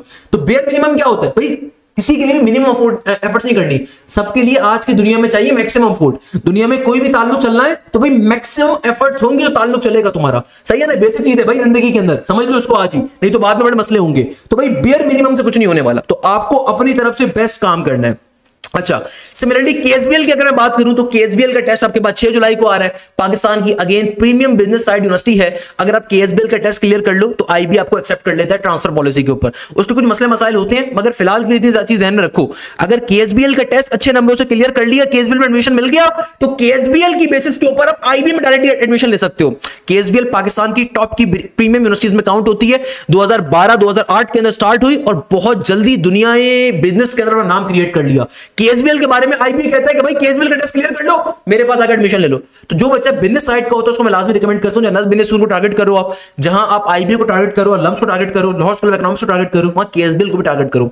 सिमिलरली हबीब यूनिवर्सिटी का राउंड नंबर 2 हमारे पास आ रहा है 24 से 27 जून के दरमियान के ऊपर, और एक आपके पास अभी अप्रैल के अंदर भी सुनने में आ रहा है डेट्स वगैरह, वो आपको हबीब की वेबसाइट कंफर्म कर देगा। डीएचएस सोफा अगेन कराची की एक प्राइवेट सेक्टर यूनिवर्सिटी है, तो भाई कराची की प्राइवेट सेक्टर यूनिवर्सिटी है। इसके टेस्ट की डेट आपके पास आ रही है 25 जून को, और इसका टेस्ट सेम एनईडी जैसा होता है, यहां पे खाली बस जीके का पोर्शन एक्स्ट्रा आता है।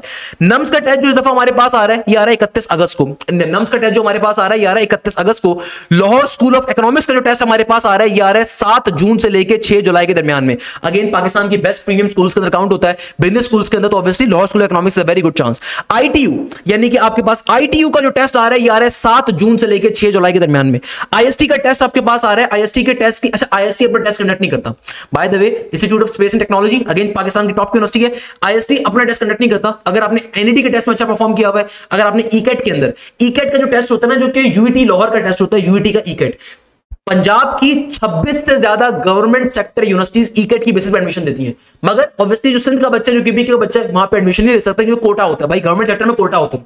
अब ये पाकिस्तान की अब अजीब ही बात है, इस पे क्या बोलूं मैं, कहने को तो बहुत कुछ कह सकते हैं मगर डर लगता है भैया, परिंदों से परिंदे आ जाते हैं फिर। तो भाई बताने का मकसद ये है कि भाई कुछ जो गवर्नमेंट सेक्टर यूनिवर्सिटी होती है कोटा होता है। कोटे का मतलब ये होता है कि भाई एनईडी के अंदर सिंध का बच्चा खाली एडमिशन ले सकता है, और सिंध के अंदर भी जो ज्यादा सीट्स हैं वो कराची डोमिसाइल होल्डर की, Karachi intermediate board of Karachi की है, not domicile holder of Karachi. आपके पास सिंध का डोमिसाइल होना चाहिए, और जो सीट मिलती है एनईडी के अंदर वो मिलती है बोर्ड के हिसाब से। जो इंटरमीडिएट बोर्ड कराची है उसकी सीट ज्यादा होंगी, फिर आपके पास ए लेवल्स के बच्चों की सीट्स हैं, जो आपके पास ए लेवल्स के बच्चे हैं, देन फेडरल बोर्ड के बच्चे, फिर हैदराबाद के जो बोर्ड के बच्चे उनकी सीट खाली 20-25 होंगी। सिमिलरली मीरपुर खास बोर्ड की सीट 15-10 होंगी, सिमिलरली सक्कर बोर्ड की सीट 30-35 होंगी। Same goes for the Mehran. अब कोई बच्चा इंटीरियर सिंध का बोले सर ये तो ज्यादती है, एनईडी में नहीं मिल रहा, तो भाई ये ज्यादती सिर्फ इनके साथ नहीं है, आपके साथ भी हो रही है, इनके साथ भी हो रही है। कैसे? मेहरान यूनिवर्सिटी के अंदर कराची का डोमिसाइल का बच्चा एडमिशन नहीं ले सकता।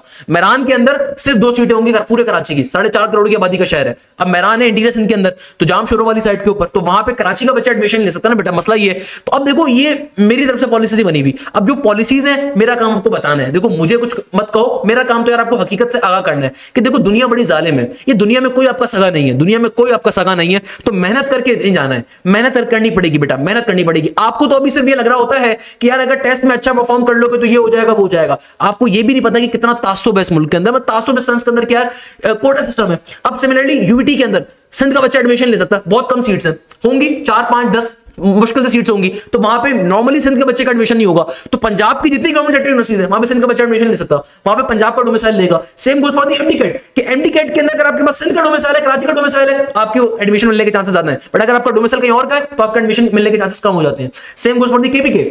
अच्छा, प्राइवेट सेक्टर में ये नहीं होता, इसलिए मेजॉरिटी बच्चे प्राइवेट सेक्टर में जाता है। अब नस के अंदर हो गया, फास्ट हो गई, नस्ट हो गई, फास्ट हो गई, जीआईके हो गई, आईबी हो गई, लम्स हो गई। आपके पास जितनी प्राइवेट सेक्टर यूनिवर्सिटीज हैं यहां पे फंड ही नहीं होता। यहां पे क्या होता है, मेरी फास्ट यूनिवर्सिटी के डायरेक्टर ऑफ एडमिशन के साथ एक पॉडकास्ट थी, उसको देखिएगा। वो साफ तौर पे कहते हैं भाई आप सिंपल तरीके से टेस्ट क्लियर करो हमारा, आप टेस्ट में अच्छा परफॉर्म करो। अगर 10,000 बच्चा टेस्ट क्लियर करेगा, हम 10,000 को एडमिशन देने के लिए बाउंड है। तो यहां पे कोटा सिस्टम नहीं होता प्राइवेट के अंदर। प्राइवेट के अंदर ये फास्ट हो गई, नस्ट हो गई, यहाँ पे कोटा सिस्टम नहीं है, यहाँ पे ये कोटा नहीं है, सही है ना। नस में चलो कोटा एक तरीके से है कि सिविलियंस का अलग है और आर्मी ब्रेड्स का अलग है, वो अलग कहानी है, मगर ओवरऑल नहीं होता। आप टेस्ट में अच्छा परफॉर्म करोगे, आप कराची से बिलोंग करते हो, कश्मीर से बिलोंग करते हो, मीरपुर खास से बिलोंग करते हो, आप बाउद्दीन से बिलोंग करते हो, आप जड़ावाला से बिलोंग करते हो, आप शाहदा से बिलोंग करते हो, आप कहीं से बिलोंग करते हो, अगर आपने नस के टेस्ट में अच्छा परफॉर्म करा आपको एडमिशन मिलेगा। आपने फास्ट के टेस्ट में अच्छा परफॉर्म करा, इररिस्पेक्टिव कि आपका बोर्ड क्या था, इररिस्पेक्टिव कि आपका पर्टिकुलरली डोमिसाइल कहां का है, आपको एडमिशन मिलेगा फास्ट के अंदर। तो ये चीज एक अच्छी होती है प्राइवेट साइड की। गवर्नमेंट साइड के ऊपर यूनिवर्सिटी नहीं है भाई, सिंपल सी बात है, यूनिवर्सिटी नहीं है, अब क्या करे बंदा। तो ये चीज एक मसला होता है गवर्नमेंट साइड के ऊपर। अच्छा खैर, मैं आईएसटी का बता रहा था, तो आईएसटी का अपना टेस्ट नहीं होता, institute of space and technology का अपना टेस्ट नहीं होता। इसकी वेबसाइट पे आप जाओगे, इनके फॉर्म्स अभी लाइव हो गए। आईएसटी का अपना टेस्ट नहीं होता। अगर आपने एनईडी का टेस्ट में अच्छा परफॉर्म किया हुआ है, मेरे काफी सारे शागिर्द आईएसटी में बैठे हुए भाई, मुझे याद पड़ता है 2020 का मेरे बच्चा था अयान सही है ना, अयान इमरान उसका नाम था, वो भी मैकेनिकल के अंदर कंप्लीट हो गया होगा उस बेचारे का। तो भाई वो एनईडी का टेस्ट दिया था, एनईडी में स्कोर आया था, बट वो फैमिली पूरी इस्लामाबाद मूव कर गई थी। तो भाई आईएसटी के अंदर उसका एडमिशन हो गया। इंस्टीट्यूट ऑफ स्पेस टेक्नोलॉजी अच्छी यूनिवर्सिटी है भाई। तो वो एयर यूनिवर्सिटी भी ऐसे ही है कि अगर आपका डिफरेंट टॉप की यूनिवर्सिटी का टेस्ट क्लियर हुआ है, आप वहां पे अप्लाई कर सकते हो। सर सैयद भी ये काम करता है, सर सैयद के अंदर भी एनटीएस भी एक्सेप्ट होता है, ईकेट भी एक्सेप्ट होता है, ईकेट यानी कि यूईटी वाला, और सिमिलरली एनईडी का टेस्ट भी एक्सेप्ट हो जाएगा। तो अगर आप आईएसटी में अप्लाई कर रहे हो, ईकेट में अच्छे नंबर है, आपके एनटीएस में अच्छे नंबर है, या आपके एनईडी के टेस्ट में अच्छे नंबर है, आपको आईएसटी एडमिशन दे देगा। एयर यूनिवर्सिटी का अपना टेस्ट भी होता है और एयर यूनिवर्सिटीज भी काउंट करता है। अच्छा, कॉमसेट्स के अंदर भी, कॉमसेट्स की पाकिस्तान की टॉप यूनिवर्सिटीज में शुमार होती है। कॉमसेट्स का लाहौर कैंपस अलग है, इस्लामाबाद कैंपस अलग है। कॉमसेट्स का अपना टेस्ट भी होता है, मगर कॉमसेट नॉर्मली एनटीएस को बहुत प्रेफर करती है। तो एनटीएस की बेसिस पर अगर आपको जाना है तो कॉमसेट्स आपके लिए बेस्ट ऑप्शन है। तो मैं अक्सर बच्चों को यह रिकमेंड करता हूं कि भाई अगर आप पंजाब साइड से बिलोंग करते हो तो एनटीएस का एग्जाम लाजमी दो, क्योंकि देखो कराची के अंदर मेजॉरिटी यूनिवर्सिटी एनटीएस एक्सेप्ट नहीं करती, मगर पंजाब की काफी यूनिवर्सिटी एक्सेप्ट करती है। कॉमसेट्स है, कॉमसेट एक बड़ा नाम है, तो वो आपकी एनटीएस के टेस्ट को एक्सेप्ट करती है, वो और भी टेस्ट को एक्सेप्ट करती है। इनफैक्ट एनटीएस कॉमसेट की पहली पोजीशन मेरे शागिर्द की थी लास्ट ईयर की। मेरे यूट्यूब के ऊपर जाओगे ना, कम्युनिटी को स्क्रॉल डाउन करना, एनटीएस कॉमसेट की पहली पोजीशन मेरे बच्चे की थी अल्हम्दुलिल्लाह। अच्छा, जेबिस का राउंड नंबर 2, जेबिस सही Zulfikar Ali Bhutto institute of science technology. अच्छा है भाई, अच्छा है, हमारे सदर साहब का है। हमारे सदर साहब की जो हमशीना है वो आजकल इसकी वो है, क्या कहते हैं, डीन है, तो भाई वाइस चांसलर है। तो जेबिस कराची के अंदर भी है, इस्लामाबाद के अंदर भी है, देन आपके पास एक और कैंपस इंटीरियर सिंध का भी है। तो जेबिस के अंदर प्राइवेट साइड बिल्कुल अच्छी यूनिवर्सिटी है, प्राइवेट साइड पर कहीं और एडमिशन नहीं हो रहा तो बिल्कुल आपके पास जेबिस एक अच्छी यूनिवर्सिटी में शुमार की जाती है। और जेबिस के मल्टी डायमेंशनल प्रोग्राम्स है, व्हाट आई वुड से। जेबिस के अंदर आपको नॉन स्टेम फील्ड्स भी मिलेंगी, यानी कि साइंस टेक्नोलॉजी के अलावा वाली फील्ड्स भी मिलेंगी। तो जेबिस is a good option for different students if you are applying for the psychology, if you are applying for any sort of other than engineering field, तो उसके लिए भी अच्छी है जेबिस। तो जेबिस का कराची के अंदर भी कैंपस है, आपके पास इस्लामाबाद में भी है, आपके पास पर्टिकुलरली अल्लाह भला करे इंटीरियर सिंध के ऊपर भी, हैदराबाद वाली साइड के ऊपर। अच्छा, यूआईटी अगेन कराची की यूनिवर्सिटी है, कराची की एक यूनिवर्सिटी है, कराची के बच्चों को एडमिशन देती है। ये यूनिवर्सिटी एनईडी ने स्टार्ट करी थी, यूआईटी। अच्छा, दाऊद भी एनईडी ने स्टार्ट करी थी, अक्सर बच्चों को पता नहीं है। एनईडी जो कि पाकिस्तान की 100 साल पुरानी यूनिवर्सिटी है, और आपके पास since I am also alumni of NED, so NED क्या बात है कि एनईडी 100 साल पुरानी यूनिवर्सिटी है। 123 के अंदर 1923 में स्टार्ट हुई थी बाय नादिर शाह अल-शाह, और उसके बाद से लेके आज तक इसके एलुमनी दुनिया भर में बैठे हुए हैं। रैपिड ग्रोथ हुई इसकी, और आज भी एनईडी बेतहाशा अपने एलुमनी नेटवर्क बड़ा स्ट्रॉन्ग है इसका। पूरे पाकिस्तान में 2 यूनिवर्सिटी एलुमनी नेटवर्क बहुत स्ट्रांग है, एक आईबीए का, क्योंकि आईबीए 1950s के अंदर स्टार्ट हुई थी, और एक एनईडी का जो 1923 में स्टार्ट हुई थी। दुनिया के हर फॉर्म में आपको एनईडी का इंजीनियर मिलता है। तो यूआईटी जो थी बेटा, ये एनईडी ने स्टार्ट करी थी, अब ये एक अलग यूनिवर्सिटी है। बट अगर आपका एनईडी में एडमिशन नहीं होता या आपका डोमिसाइल की प्रॉब्लम है, I would definitely recommend you go for UIT. UIT का जो एलुमनी है आज भी मार्केट में एनईडी के नाम से पहचाना जाता है, क्योंकि भैया एनईडी ने यूनिवर्सिटी को आगाज किया था, एनईडी ने यूनिवर्सिटी को बनाया था। दाऊद यूनिवर्सिटी भी पहले दाऊद कॉलेज होता था एक जमाने में, ये भी एनईडी ने बनाया था। अगर आपके किसी वालिदैन ने दाऊद से कभी कभी पढ़ा है ना उनसे पूछेगा, Dawood was not a university, Dawood was once a engineering college founded by the NED university. तो एनईडी ने दाऊद को स्टार्ट किया, तो यूआईटी की कहानी है। तो दाऊद अब एक प्रॉपर यूनिवर्सिटी है भाई, और दाऊद के हालात बड़े अच्छे हैं। पहले जमाने के अंदर जब कराची के अंदर बड़े मसला मसाइल थे, दाऊद के हालात बड़े खराब होते थे, मगर अब जब से दाऊद के अंदर डॉक्टर समरीन आई है, देखो जो अच्छा काम है, मुझे मैं सपोर्ट करता हूँ उस चीज को। डॉक्टर समरीन, ये डॉक्टर आसिम की सरदारी साहब के बड़े गहरे दोस्त हैं, इनकी वाइफ है आई गेस सो। तो डॉक्टर समरीन ने बड़ा अच्छा वहां पे नज़्म ज़ब्त लेकर आई है, और तमाम पार्टीज वगैरह नहीं होती। गवर्नमेंट सेक्टर का एक मसला ही होता है पार्टी सिस्टम का होना, क्योंकि भाई पार्टी सिस्टम बड़ा स्ट्रॉन्ग था, अब पूरे मुल्क में था भाई, क्या छुपाना आप लोगों से। तो यहाँ पे अब ये वाली कहानी नहीं है, अब इसकी पढ़ाई बहुत अच्छी है, अब इसके अंदर चीजें अच्छी है। इनफैक्ट अभी रिसेंटली दाऊद ने यूनिवर्सिटी ऑफ सेपेंजिया के साथ अपना कॉन्टेक्ट किया था। सेपेंजिया यूनिवर्सिटी दुनिया के अंदर नंबर 1 यूनिवर्सिटी है इंजीनियरिंग साइड की, दुनिया की टॉप 100 के अंदर आती है, और इटली की सबसे मशहूर यूनिवर्सिटी है सेपेंजिया। कभी बेटा जिंदगी में बाहर निकलोगे ना तो दुआएं दोगे, जो मैं बातें मैं आपको बता रहा होता हूं। सिंस देखो छोटी छोटी बातें कोई और नहीं बताएगा, ये मेजर बातें कोई और नहीं बताएगा। क्यों? क्योंकि भाई वो सारे बीएससी एमएससी मैथ्स करके बैठे होते हैं, उनको पता ही नहीं होता एप्टीट्यूड का। तो कभी भी एप्टीट्यूड की तैयारी कर रहे हो ना, किसी ऐसे बंदे से करो जिसका अपने प्रोफेशनल लाइफ का तजुर्बा है, जिसके अपने पास जो टीचर्स बैठे हुए उन्होंने जिंदगी में किसी सॉफ्टवेयर हाउसेस के अंदर चलाए हुए, रन करे हुए, बनाए हुए हैं, या उन्होंने दुनिया की किसी फर्म में काम किया हुआ है। तो भाई दाऊद यूनिवर्सिटी का अभी रिसेंटली कॉन्ट्रैक्ट हुआ था यूनिवर्सिटी ऑफ सेपेंजिया के साथ, और इनका हुआ है ट्रांसफर पॉलिसी, यानी कि आपने 3 सेमेस्टर पढ़े दाऊद के अंदर, और अगर आपकी सीजीपी अच्छी है, टॉप के अंदर आती है, तो दाऊद यूनिवर्सिटी आपको अपने खर्चे के ऊपर 100% स्कॉलरशिप के ऊपर भेजेगा। सेपेंजिया यूनिवर्सिटी ऑफ सेपेंजिया से अपने आप 2 सेमेस्टर पढ़कर आओ, ये बहुत बड़ी बात है। आप सोचो आपका एक्सपोजर क्या होगा यार, literally it will be definitely 100 times और। Same goes for the FAST NUs, इनके अंदर भी इस तरह के एलुमनाई नेटवर्क्स के दरमियान की कम्युनिकेशन होती है, यूनिवर्सिटीज के अंदर जाके एमओयू साइंस कर रहे होते हैं। मैंने रिसेंटली एनईडी का भी देखा था, मैंने नस का भी देखा था, मैंने फास्ट का भी देखा था। तो ये जो चीजें होती है ना, बड़ी इंपॉर्टेंट चीज होती है। और इसके अलावा भी खैर जब इंजीनियरिंग लाइफ में आओगे तो कभी मुझसे बात करना, मैं बताऊंगा आपके पास फिर सब्जेक्ट, आपके जो सेमेस्टर एक्सचेंज प्रोग्राम होते हैं बहुत होते हैं। For example sister to sister semester exchange program है यूएसए का। मेरा खुद अपना चूंकि मास्टर्स अमेरिका से है, टेक्सास स्टेट यूनिवर्सिटी से, अल्हम्दुलिल्लाह one of the top university of America. तो आपके पास अमेरिका के अंदर एक प्रोग्राम होता है, उसको हम कहते हैं, क्या नाम था यार उसका, यूएस सेमेस्टर एक्सचेंज प्रोग्राम, उसका एक स्पेसिफिक नेम होता है, मेरे ध्यान से नाम निकल रहा है। तो भाई उसकी एप्लीकेशन आती है, पूरे पाकिस्तान का बच्चा अप्लाई करता है। तो आप जब इंजीनियरिंग साइड पे पहुंच जाते हो तो सेकंड ईयर थर्ड ईयर का बच्चा अप्लाई करता है, जाके अपने 2 सेमेस्टर 1 साल जाके 100% स्कॉलरशिप पे पढ़कर आता है बाहर से। इसके अलावा sister to sister exchange program है, इसके अलावा और बहुत सारे होते हैं। मेरी बात ही कहानी है भाई, कहने का मकसद ये है, जब तुम अच्छी यूनिवर्सिटी में जाते हो ना, तो भाई तुम्हें सारी बातें पता चलेंगी। तो अच्छी यूनिवर्सिटी को टारगेट करना इसमें जरूरी है। अच्छा, बहरिया यूनिवर्सिटी का भी सेम कहानी है। बहरिया यूनिवर्सिटी का जब सेकंड राउंड आपके पास आ रहा है, एक राउंड इसका ऑलरेडी हो चुका है, सेकंड राउंड जो आपके पास आ रहा है 3 अगस्त से आ रहा है, और इसका कंप्यूटर बेस्ड टेस्ट होगा। अच्छा, अब देखो 2 चीजों को अपने ज़हन में रखो बेटा, आप जितनी भी तैयारी करोगे, ये पाकिस्तान की टॉप यूनिवर्सिटीज का मैंने आपसे हाल हवाल बता दिया। अब देखो आपने तैयारी करनी अभी से स्टार्ट करनी है। मैं बार बार आपसे बात कह रहा हूं कि भाई there is no second chance. भाई जिंदगी के अंदर कभी भी आप फिल्मों में देखते हो, सिक्का उछालते हो ना, सिक्का उछाला, हेड आया कि टेल आया, वो बीच में आके खड़ा हो गया। जिंदगी में बीच में कुछ नहीं होता।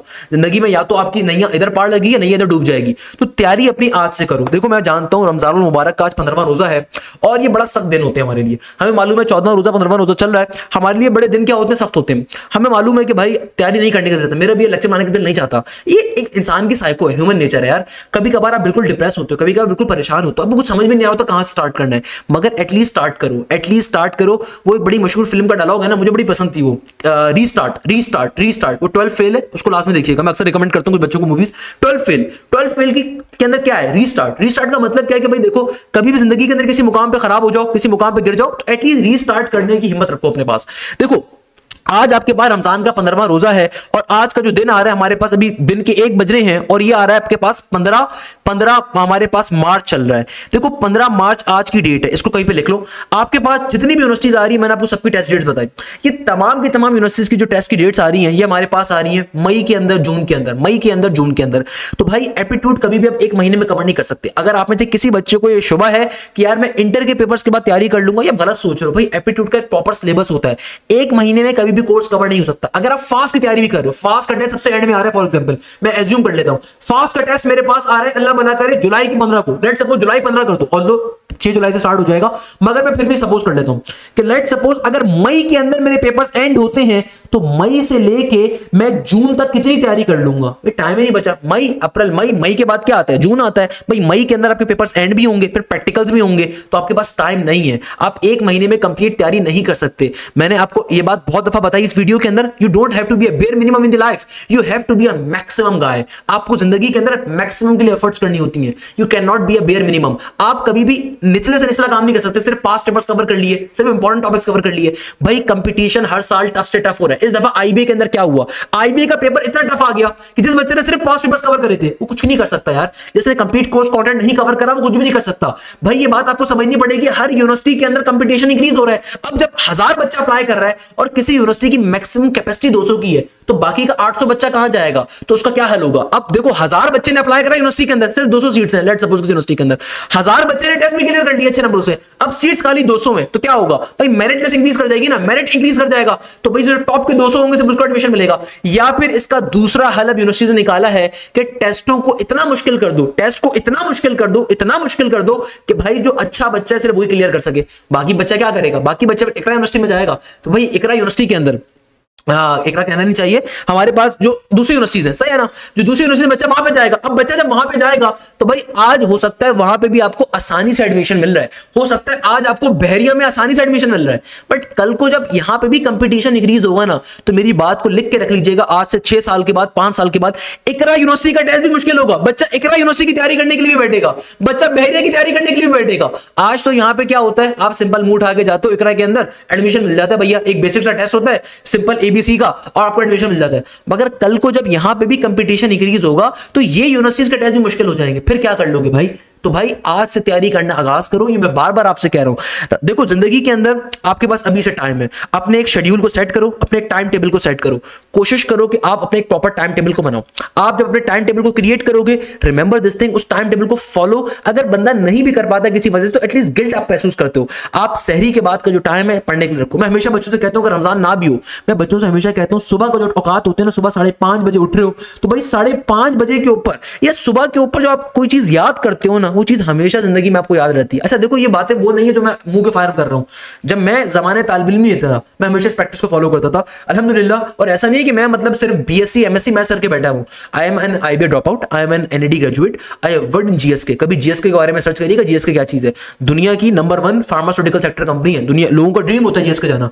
पैनाडॉल हो गया आपके पास, ये इनोशिनो हो गया, जीएसके बनाता है, जीएसके की प्रोडक्ट है, हेलियन जो है जीएसके की सब्सिडरी है। इसके अलावा मेरा मास्टर्स अपना खुद बाहर से रहा, तो भाई मैं तो उन चीजों को समझता हूं, तो मैं बच्चों को गाइड करता हूं कि बेटा देखो ये चीजें बहुत जरूरी हैं। आप जब भी सुबह के औकात में उठते हो ना, मेरा अपना जो इंटरमीडिएट था वो पाकिस्तान के एक बेस्ट कॉलेज से था, आई वाज अ डीजेरियन, DJ science college Dayaram Jethmal साहब का। इसके अलावा मैं खुद इंटर के अंदर मेरा A1 ग्रेड था। तो भाई ये तमाम वो चीजें जो मैं आपको अपने एक्सपीरियंस से शेयर कर रहा होता हूं, क्योंकि भाई जब मैंने उस चीज को जिंदगी के अंदर फेस किया, आज मैं समझता हूं कि इस मुल्क का जो एक बैक बेंचर है वो कितना फेस करता होगा। तो मेरी कोशिश होती है कि इस बच्चे को गाइड किया जा सके, ये बच्चा समझ सके मेरी बात को, क्योंकि अगर ये नहीं समझेगा तो अपना नुकसान कर रहा है और बहुत बड़ा नुकसान कर रहा है। आप खुद देखो कि यार मैं बच्चों को अक्सर बात समझाता हूं कि सुबह के जो औकात होते हैं खुदा से सोया मत करो, ये सुबह के औकात बड़े बरकत के होते हैं। आप ऑल्दो इस्लाम से बिलोंग नहीं करते, आप मुस्लिम नहीं हो, कोई मसले की बात नहीं, मेरी नजर में आप मेरे आज भी बच्चे हो। मेरे पास इंटीरियर सिंध का इतना बच्चा पढ़ता है जो आपके पास हिंदू कम्युनिटी का होता है, क्रिश्चियन कम्युनिटी का बहुत पढ़ता है, मेरे पास बहुत सारी कम्युनिटीज का बच्चा पढ़ता है, मैं नाम भी नहीं ले सकता उनके,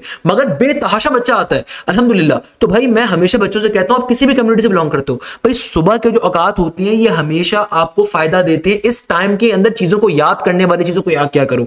तो भाई अपना एक सिलेबस बनाओ कि अगर आपका इंटर है और एप्टीट्यूड है या फिर ए लेवल और एप्टीट्यूड है, तो अपने सबसे पहले टॉपिक्स तो लिखो कि भाई कौन से टॉपिक्स आपके अभी मोस्ट इंपॉर्टेंट थे जो आपके एप्टीट्यूड के अंदर आपने स्टार्ट नहीं करे हुए, तो पहले उन टॉपिक्स को कवर अप करो। या फिर इंटर या ए लेवल्स के अंदर जो टॉपिक्स आपके भी मेजरली इंपॉर्टेंट टॉपिक्स जो आपके बिल्कुल रिमेनिंग है, पहले उनको कवर करने के लिए लिखो और कोशिश करो उनको डिफरेंट सेक्शंस के अंदर बांटो। जो लर्निंग वाले टॉपिक्स हैं, जो याद करने वाले टॉपिक्स, रट्टे मारने वाले टॉपिक्स हैं, उनको कोशिश करो सुबह के औकात में कवर करने के। लेट मैं एग्जांपल देता हूं, उर्दू का एक सब्जेक्ट है, अब इंटर की जो उर्दू होती है उसमें भैया नसर निगार भी आता है, शायर भी आता है, हमने भी पढ़ा था भैया, बट लिख लिख के प्रैक्टिस करनी पड़ती है। पहले बता रहा हूं भाई, एक आपको ट्रिक बता देता हूं, नसर निगार या उर्दू में अगर 75 प्लस नंबर चाहते हो तो लिख लिख के प्रैक्टिस करो उर्दू की, ना कि एग्जाम डे जाके बैठ के लिखने की कोशिश करो। तो कभी भी आप 10 मिनट के अंदर 8 मिनट के अंदर 14 हेडिंग नहीं लिख सकते। तो नसर निगार या शायर या डामर निगार जो लिखना होता था उसको लिख लिख के आप टाइमर से प्रैक्टिस करते हो। मैं कभी आपको दिखाऊंगा, मेरे पास एक टाइम वॉच होती है, मेरे जमाने तालिब इल्म मेरी वालिदा ने दी थी, मैं आज तक उसको संभाल के रखता हूं, मैं आज भी अपने डेस्क पर रखता हूं उसको। एक टाइम वॉच होती है, आप किसी भी बड़ी स्टेशनरी शॉप पे जाओगे स्टॉप वॉच मिल जाएगी, तो स्टॉप वॉच के ऊपर पेपर्स को सॉल्व किया करो, स्टॉप वॉच के ऊपर नसर निगार ड्रामा निगार को लिखो। जो सुबह की औकात है उसमें हमेशा लर्निंग करने का टाइम रखो। लर्निंग करने का जो काम है ना, जो याद करने का काम है, जैसे केमिस्ट्री के अंदर आपके पास जो इनऑर्गेनिक इक्वेशन होती हैं, मेरा केमिस्ट्री सेकंड फेवरेट था हमेशा, तो केमिस्ट्री में जो इनऑर्गेनिक इक्वेशन है उनको सुबह के औकात में याद कर लो, क्योंकि इनऑर्गेनिक इक्वेशन इतनी कोई माठी इक्वेशन होती थी ना। अब बहुत सारे बच्चे गलती करते हैं, although I am not an intermediate instructor now, I love to teach aptitude side, क्योंकि मैं उसमें इतना काम कर रहा होता हूँ, मगर मैं आपको एक ट्रिक बताता हूँ। अक्सर बच्चे गलतियां करते हैं केमिस्ट्री के अंदर कि वो जाते हैं थ्योरी के क्वेश्चंस को अटेम्प्ट करने को, वो कहते हैं इक्वेशंस को केमिस्ट्री में कौन अटेम्प्ट करेगा। बेटा मेरी एक बात लिख के रख लेना, अगर केमिस्ट्री के पेपर के अंदर आपने बोर्ड के अंदर या ए लेवल्स के अंदर आपने थ्योरी के क्वेश्चंस को अटेम्प्ट करने के ऊपर गए तो आप कभी पेपर कंप्लीट ही नहीं कर सकते, क्योंकि बेटा जो थ्योरी के क्वेश्चंस का अल्टरनेट होता है ना, वो होती है आपके पास इक्वेशंस। तो जितनी इक्वेशंस केमिस्ट्री में याद होंगी वो आपका फायदे की चीज, तो आपका टाइम वहां पे बच रहा है। थ्योरी के क्वेश्चंस के अंदर आप एक पेज पूरा लिखोगे, आधा पेज आप बैठ के बोर्ड की कॉपी का लिखोगे और उसमें भी आपको पूरे नंबर नहीं मिलेंगे। थ्योरी के क्वेश्चन हमेशा नंबर कट जाएंगे, ग्रामर के काट लिए, किसी और चीज के काट लिए, उसको आपकी बात समझ में काट ली नंबर एग्जामिनर ने, मगर इक्वेशंस एक लाइन की होती है। अब आप खुद सोचो, एक पेज लिखना है और एक लाइन लिखनी है, एक लाइन की इक्वेशन होती है और उस इक्वेशन को अगर सही लिखा है तो आपको पूरे नंबर मिलेंगे, लाजमी बात है। तो केमिस्ट्री के अंदर मुझे याद है मेरे first year second year chemistry 99 number थे, 99 थे, 97 थे, दोनों के अंदर अल्हम्दुलिल्लाह। तो पॉइंट इज दैट कि भाई इक्वेशंस की ट्रिक्स होती हैं, अब उनको याद करने का टाइम सुबह का रखो। मैं आपको एक ट्रिक बता रहा हूं भाई, ये बात है, मैं आपको खाली वो नहीं बता रहा, मैं आपको एक लॉजिक दे रहा हूं कि भाई मैं क्या समझाने की कोशिश कर रहा हूं। उसका मतलब ये कि सुबह के औकात जो होते हैं ना, ये होते हैं याद करने वाले, और जब 10 बजे तक आप थक जाओ थोड़ा, आप पढ़ के आधे घंटे का नैप ले लो, आधे घंटे का नैप ले लो, उसके बाद फिर पर्टिकुलरली दूसरा सब्जेक्ट स्टार्ट कर दो, फिर आप केमिस्ट्री स्टार्ट कर दो, फिर आप कंप्यूटर स्टार्ट कर दो, जो भी आपका सब्जेक्ट था, फिर आप पर्टिकुलरली फिजिक्स स्टार्ट कर दो, या फिर आप मैथ्स को स्टार्ट कर दो। जब पढ़ते पढ़ते थक जाओ तो ये नहीं कि उसी के ऊपर बैठे रहो। अच्छा, अक्सर बच्चे क्या होते हैं, मेरी भी आदत है, मैं इंसान, ह्यूमन साइको हर इंसान की होती है, बच्चों के साथ एक नॉर्मली जो एक साइकोलॉजिकल इशू होता है, हर इंसान के साथ होता है कि आप कभी कभार किसी चीज को करने की कोशिश कर रहे तो हो ही नहीं होती है। मैं भी कभी कभार यार एक पेपर डिजाइन कर रहा हूं, वो हो ही नहीं रहा है, समझ में नहीं आ रहा क्या मसला, क्यों नहीं हो पा रहा है, दिल भी नहीं चाह रहा, कुछ हो ही नहीं रहा, उल्टी आ रही है, कुछ नहीं समझ में आ रहा, जहन भी घूम रहा है। उसका फिर बेहतर हल ये होता है कि उस चीज को छोड़ के जो आपको अच्छी लगती है ना चीज, जो टॉपिक अच्छा लगता है उसको कवर कर लो, एटलीस्ट वो टाइम जाया नहीं होगा आपका। सही है, वो टाइम आपका जाया नहीं होगा, ना कि आप कंबल तान के सो जाओ, फूलों वाला है, फूलों वाला कंबल तान के सो जाओ, या फिर स्नैपचैट पे लग जाओ, मूवी देखना स्टार्ट कर दो, वो इंतहा गलत काम है। देखो ये जो आपके औकात में बड़े कीमती है, अपना एक टाइम टेबल डिजाइन करो, कोशिश करो कि भाई सुबह सहरी के बाद या सुबह फजर के बाद, रमजानों के बाद भी शेड्यूल अपना फॉलो करो, रमजानों के बाद भी या अभी रमजानों के अंदर भी सुबह सहरी के बाद एटलीस्ट 4 से 5 घंटे लग के एप्टीट्यूड को दो। सुबह रमजानों के बाद अभी क्या करो, अभी सहरी के बाद 4 से 5 घंटे लग के एप्टीट्यूड को दो, फिर आप बेशक 1 से 2 घंटे की नींद करो, फिर दोपहर के औकात में बेशक अपने इंटर को ए लेवल्स को थोड़ा दे दो। अगर आपका इंटर या ए लेवल से ज्यादा रिमेनिंग है तो दोपहर के औकात अपने इंटर के ए लेवल्स को दे दो। आपकी तमाम बेहतर कॉलेजेस के जितने भी आपके कोचिंग होंगे उसमें आपका इंटर का सिलेबस कवर हो गया होगा। इंतहाई जो घटिया कोचिंग होती है ना, वो एक हरकत करते हैं, मैंने बड़ा अरसा कराची के तमाम टॉप के कोचिंग सेंटर्स में पढ़ा है अल्हम्दुलिल्लाह। भाई ऐसा नहीं था रातों रात यूट्यूब स्टार्ट कर दिया या मैंने कोई पेड सब्सक्राइबर्स ले लिए, मैंने बड़ी मेहनत करी अपने यूट्यूब कम्युनिटी के ऊपर। तो नॉर्मली कोचिंग क्या करते हैं, नॉर्मली कोचिंग से करते हैं कि भाई जो इंपॉर्टेंट टॉपिक्स होते हैं ना, डेरिवेटिव इंटीग्रेशन, वो कहते थे कि भाई आखिरी महीने तक सर इसको पढ़ाना नहीं है। उसके पीछे रीजन ये होती है कि भाई उन लोगों को आखिरी महीने तक के पैसे चाहिए होते हैं। तो खुदारा ये वाली फनकारी ना करो, कोचिंग्स को बैठ के छोड़ो। अब यूट्यूब के ऊपर मैंने इंटर के इंटीग्रेशन डेरिवेटिव सब कवर करवाया है, उसको वहां से कवर कर लो अगर कवर नहीं करे हुए, और कोशिश करो अब लग के घर पे बैठ के तैयारी करो। अब जो टाइम है सिर्फ घर पे तैयारी करने का, अब ना कि आप कोचिंग जा रहे हो, कोचिंग जाके हुलड़बाजी कर रहे हो, कुछ और करो। अब कोचिंग का टाइम ही नहीं है, सारी कोचिंग्स के अंदर नॉर्मली क्लासेस एंड हो गई हैं। जिन कोचिंग्स में नहीं हुई हैं याद रखिएगा वो इंतहाई घटिया कोचिंग्स हैं। आपने जिंदगी के अंदर अपने कभी बहन भाइयों को, कजन को वहां पे नहीं भेजना, क्योंकि वो जानबूझकर उन्होंने आपका सिलेबस कवर नहीं करवाया। अगर आपका इंटर का सिलेबस अभी तक कवर नहीं हुआ तो इसका मतलब इंतहाई बेकार कोचिंग सेंटर्स थे कि आपका अब टेस्ट की डेट सर पे खड़ी हुई है, अब आपको सिर्फ अपनी चीजों को रिवाइज करना होता है। अगर किसी कोचिंग में सिलेबस कवर नहीं हुआ उस टीचर को भी मेरी बात बता देना कि भाई आपने डेरिवेटिव इंटीग्रेशन जानबूझकर कवर नहीं करवाया एंड तक के लिए, ताकि आपके पास एंड के महीने तक की फीस आ रही हो तो उसको खुदारा यूट्यूब से कवर अप कर लो, बेहतर है, और आराम से बैठकर उनकी प्रैक्टिस करो, ना कि आप जाने आने का टाइम जाया कर रहे हो। ये बहुत एक इंपॉर्टेंट चीज है। अच्छा, इसके अलावा अब आपने करना ये है, अब आपने अपना शेड्यूल डिजाइन कर लिया, दोपहर के औकात में इंटर 11 को दे दो, और फिर अगेन देखो शाम के औकात जब आपके आती है तो अभी अफ्तारी का चूंकि वो है, अदरवाइज मैं रिकमेंड करता हूं कि शाम के औकात के अंदर आपने आधे घंटे की नींद ले ली, एक नैप ले लिया, एंड देन फिर आप पढ़ने के लिए बैठ जाओ, कोई आसान से टॉपिक को, कोई एमसीक्यूज को सॉल्व करो। नहीं तो जैसे अभी शाम के औकात में अफ्तारी का टाइम होता है तो अफ्तारी के अंदर अपनी वालिदैन की जरूर खिदमत करो। मैं हमेशा रिकमेंड करता हूं, ये वालिदैन का साया आपको बहुत दुआएं देगा, अपने वालिदैन की बिल्कुल खिदमत करो। आप यकीन नहीं करेंगे बेटा, जिंदगी के अंदर मैं वहां पहुंचा हूं अपने वालिदैन की दुआओं के ऊपर, मेरा कोई भी उसमें असूल नहीं था। उस्तादों की अहमियत और वालिदैन की अहमियत मुझे जिंदगी में वहां समझ में आई जब मैं बिल्कुल नल था। जब मैं बिल्कुल नल था तो वालिदैन की जो अहमियत होती है वो आपको कभी समझ में नहीं आएगी। तो वालिदैन की दुआएं लाजमी तौर पे लो, घर के बर्तन करने जो भी करना है एक्सवाइजी काम लाजमी तौर पे करो। ये सिर्फ लड़कियों का काम नहीं होता, भी लड़कों का भी काम होता है। ऑलवेज रिमेंबर दिस थिंग, ना कि आप सिर्फ बैठ के जो है ना बर्तन तोड़ रहे हो बैठ के, घर में खाली खाने फोड़ रहे हो। आपकी जिम्मेदारी है कि आप वालिदैन की खिदमत करो, सही है। इसके बाद अफ्तारी के बाद आप बिल्कुल नैप लेना चाहो नैप ले लो, अगर आपने पहले नहीं ली थी तो आप बिल्कुल नैप लो। उसके बाद तरावियों के बाद आप दोबारा 2 से 3 घंटे लग के बैठो, इसमें कोई गैप नहीं होना चाहिए। 2 से 3 घंटे तरावियों के बाद दोबारा बैठो और फिर आप सो के सुबह सहरी में उठो।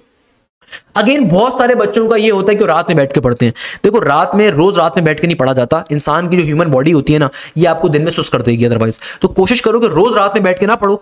आप अगर रात में बैठ के पढ़ते भी हो तो फिर रात में आप हद से 1 बजे तक पढ़ो, 2 बजे तक पढ़ो। रात की जो प्रीमियम टाइम होता है रात का, वो होता है 2 से 4 वाला। उसमें एटलीस्ट हम नींद ले लो, वो नींद बड़ी इंपॉर्टेंट है, आपको बड़ी हेल्प करेगी। फिर आप दिन में अगर थोड़ी देर सोते हो वो अलग चीज है, मगर रात के अंदर कोशिश करो। कुछ बच्चे होते हैं कहते हैं रात में हमसे पढ़ा जाता है।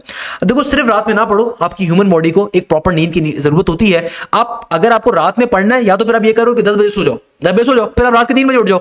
मैं तो अक्सर ये काम करता हूँ, 10 बजे सो गया, 11 बजे सो गया, अब सुबह के अंदर 2:30 बजे उठ जाओ, 3 बजे उठ जाओ, वो फिर भी बेहतर है। आपको रात की नींद मिल रही है। रात की थोड़ी सी नींद लाजमी तौर पे लो, क्योंकि ये आपकी ह्यूमन बॉडी के लिए बहुत जरूरी है।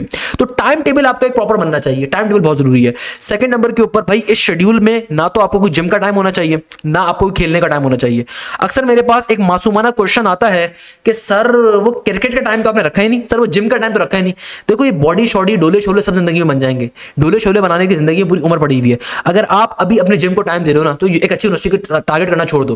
देखो जिम हो गया, ये खेलना कूदना हो गया, कोई सीरीज हो गई, कोई वेब सीरीज हो गई, ये सारे जिंदगी में आपको मिलेंगे, बहुत आसानी से मिलेंगे। या फिर अपना एक टारगेट सेट करो कि लेट्स सपोज अगर आपने दिन में 4 चैप्टर्स कवर कर लिए तो तब आपने जिम जाना है। या टारगेट सेट करो कि 3 चैप्टर्स कवर कर लिए तो अब आप मिर्जापुर की सीरीज को देखोगे, हैं भाई। या फिर कौन सी सीरीज है अच्छी नेटफ्लिक्स की, स्क्विड गेम, उसको देखोगे। भाई आई am also new generation teacher, मैं भी बहुत सारी चीजों को फॉलो अप करता हूँ, मुझे शौक है, क्योंकि ऑब्वियसली भाई मैं आईटी का बंदा भी हूँ गलती से, मैं इन चीजों को पसंद भी करता हूँ। मैं बच्चों को कहानियां बताता हूँ इन चीजों से। कहने का मकसद ये है कि भाई सिर्फ खेलने का टाइम नहीं होना चाहिए, आपके शेड्यूल में खेलने का टाइम नहीं होना चाहिए। दोस्तों के साथ बैठना, ये चाय के ऊपर बैठ के लूडो खेलना इंतहाई घटिया लोग करते हैं, to be very honest. Please don't mind it यार, मगर नॉर्मल सी बात है, आपका टाइम बहुत कीमती है। ये दोस्तियां, यारियां, ये रिश्तेदारों की दावतें सब इधर ही रह जाएंगी। यकीन मानो, तुम्हें अपनी जिंदगी में इतना स्ट्रांग होना है कि अगर आपका कोई रिश्तेदार भी आपको दावत पे बुला रहा है ना, और आपको अभी आपकी पढ़ाई का टाइम है, तो आपको उसको मना करना आना चाहिए। मैं अपनी तारीफ क्या करूं, मैं तारीफ क्या, नॉर्मल सी बात है भाई, मैं रिश्तेदारों के जाता ही नहीं था। जब मैं अपने जमाने तालीम नहीं मिलता, नहीं जाता, मैं उधर साफा ना कर दिया, नहीं जा रहा भाई, नॉर्मल सी बात है। आपको कोई ताल्लुक नहीं रखना, आपको कोई अवार्ड नहीं मिलेगा, सही है ना, आपको कोई अवार्ड नहीं मिलना। कोई बहुत ही खुशी हो या बहुत ही गमी हो तो समझ में आता है, कोई बहुत ही खुशी हो बहुत ही गमी हो तो समझ में आता है। अदरवाइज तो मैं आज भी अपनी, जब मेरी क्लासेस का टाइम है और कोई रिश्तेदार की दावत है, मैं नहीं जाऊंगा, नॉर्मल सी बात है। बच्चा मेरे पास आ रहा है मेरी दावत देखने के लिए थोड़ी आ रहा है। हाँ, किसी का इंतकाल हो गया तो समझ में आता है यार, किसी का कोई इंतकाल हो गया तो समझ में आ रहा है, किसी को बहुत ही करीबी अजीज की शादी आ रही है, समझ में आ रहा है। आपको इतना स्ट्रांग होना है, क्योंकि देखो ये जो रिश्तेदार है आपके घर के बिल्स नहीं भरने वाले, आपके माँ बाप भी आपको एक हद तक सपोर्ट करेंगे, उसके बाद कोई सपोर्ट नहीं करने वाला। ये बातें मैं अगर बार बार आपसे वीडियोस में कहता हूं, देखो मैं चाहता हूं इस कौम का बच्चा समझे। मुझे बड़ा अफसोस होता है जब इस कौम के हालात में देखता हूं यार, मैं आपसे डिप्रेशन का शिकार होता हूं जब मैं देखता हूं जिस मुल्क के हालात है। मुझे न्यूज़पेपर पढ़ने का बड़ा शौक था, टू बी वेरी ऑनेस्ट, मुझे बहुत शौक था, बट मैं नहीं पढ़ता है, मुझसे नहीं देखा जाता, मैं डिप्रेशन का इंसान हो जाता है, क्योंकि मैं तो इस मुल्क में कमा भी रहा हूं ना, मैं रह भी रहा हूं। तो अब जब कोई सिक्योरिटी नहीं है, कुछ नहीं है, आपको बहुत फेस करना पड़ता है। द पॉइंट इज दैट कि यार आपको इतना अच्छा होना है कि आप या तो सिस्टम को बीट कर सको या सिस्टम से बाहर निकल सको, उसके लिए मेहनत करनी है। कोई रिश्तेदार आपको बाहर नहीं भेजेगा, कोई माँ बाप आपको हद से ज्यादा मदद नहीं कर सकते। एक हद तक माँ बाप भी मदद करेंगे ना, उसके बाद क्या होगा, इंतकाल कर जाएंगे। आपको भी इंतकाल करना है, मुझे भी इंतकाल करना है, that's the reality of this particular life. We need to understand. माँ बाप भी कब तक सपोर्ट करेंगे यार, मुझे एटलीस्ट मेहनत तो करनी है ना, मुझे मेहनत तो करनी है। तो भाई ये रिश्तेदार जो होते हैं ना, जब आप कभी फेल हो जाते हो तो आपसे आके सिर्फ क्या करते हैं, अच्छा भाई फेल हो गया, ऐसे तो तैयारी होती नहीं थी नस की, ऐसे कौन आईबी की तैयारी करता है, वो मेरे मोहल्ले का पुत्र है, वो तो इतनी मेहनत करता है, इतनी मेहनत करता है। तो याद रखिएगा, ये मोहल्ले के जो राशिद भाई होते हैं ना, बैठ के आपकी फीस नहीं भरने वाले, ये सिर्फ तंज करने के लिए आपके ऊपर आएंगे, ये सिर्फ आपको जलील करने के लिए आएंगे, कोई आपकी हिम्मत बांधने के लिए नहीं आएगा। मेरी आज एक बात मान लो कि मोहल्ले के दोस्त हो गए, ये रिश्तेदारियां हो गई, ये सिर्फ जलील करने के लिए आते हैं। Once you are fail in your life, no one is there for your support. In fact माँ बाप भी सपोर्ट करने के लिए नहीं आते यार, माँ बाप भी खामोश हो जाते हैं, या बहुत से माँ बाप तो टॉक्सिसिटी बहुत होती है भाई, मैं क्या बोलूं उसके ऊपर। मैंने कई लोग देखे हैं, आप यकीन नहीं करोगे, मेरे पास जमाने टीचिंग के अंदर कई तरह के लोग मिले, तो बहुत तरह के होते हैं। आपके माँ बाप भी सपोर्ट नहीं करते, बहुत दफा कुछ अच्छे माँ बाप होते हैं सपोर्ट करते हैं कि चलो तुमने तैयारी करी, रो मत, परेशान ना हो, अगली दफा हो जाएगा, मगर बहुत दफा वो भी नहीं कर रहे होते, या बहुत दफा नेचर अपने खिलाफ हो जाती है, पेपर से पहले तबियत खराब हो गई। मेरी बहुत अच्छी भी स्टूडेंट थी, उसका आईबी की बीबी के टेस्ट से पहले उसकी बहुत अच्छी तैयारी थी, उसको 104 105 बुखार था, अब क्या कर लोगे। तो भाई खुदारा अपने तमाम अटेम्प्ट्स को दो और कोशिश करो कि इन दोस्तों से फिलहाल अपनी तालिब इल्मी के जमाने के अंदर किनारा कशी इख्तियार कर लो। जब तुम कल को किसी मुकाम पे पहुंच जाओगे ना, मेरी गारंटी देता हूं, ये रिश्तेदारियां, ये तुम्हारे जो आजकल के रिलेशंस होते हैं, ये जो तुम्हारे आजकल के दोस्तियां यारियां होती हैं, सारी के सारी वापस मिल जाएंगी। मैं तुम्हें गारंटी दे रहा हूं, ये मेरी तरफ से गारंटी है, क्योंकि भाई ये जिंदगी का असूल है। जब आप दुनिया में फेलियर होते हो ना, कोई आपके साथ रहना पसंद नहीं करता। जब आप दुनिया में किसी मुकाम पे पहुंच जाते हो, हर कोई आपके साथ होता है।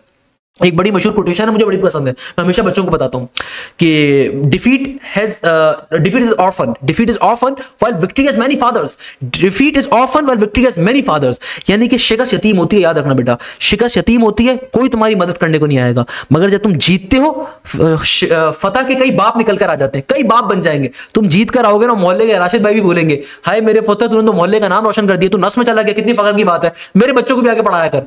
या रिश्तेदार भी बोलेंगे, दावतें भी करेंगे, पैसे भी मिलेंगे। तो भाई अभी का जो टाइम है सिर्फ तैयारी करने के, 3-4 महीने का टाइम है, इसमें जान मार दो, पूरी दिन रात बैठ के पढ़ो। एक क्वेश्चन जो मेरे पास आता है ना कि सर वो कितने घंटे पढ़ना चाहिए, ये इंतहाई बेकार तरीन क्वेश्चन है। कितने घंटे पढ़ना चाहिए? तुम्हें उस वक्त तक पढ़ना है जब तक कि तुम्हारी तैयारी कंप्लीट नहीं हो जाती। ऑलवेज रिमेंबर दिस थिंग, आपको उस वक्त तक पढ़ना है जब तक कि आपकी तैयारी कंप्लीट नहीं हो जाती। मैंने कभी जिंदगी के अंदर ये नहीं हिसाब नहीं रखा क्या मैंने एक सब्जेक्ट के लिए कितना पढ़ा। मैं इस सवाल का जवाब कभी समझ नहीं सकता। ये सवाल अक्सर मेरे पास आता है, सर वो दिन में कितने घंटे पढ़ना चाहिए। व्हाट बुलशिट इज दिस यार।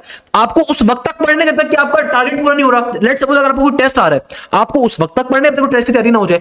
आपको लेट्स सपोज आपको कोचिंग का टेस्ट है, कॉलेज का टेस्ट है, मैथ्स का टेस्ट है, आपको उस वक्त तक पढ़ने जब तक उस टेस्ट के सारे कंटेंट्स क्लियर नहीं कर लेते।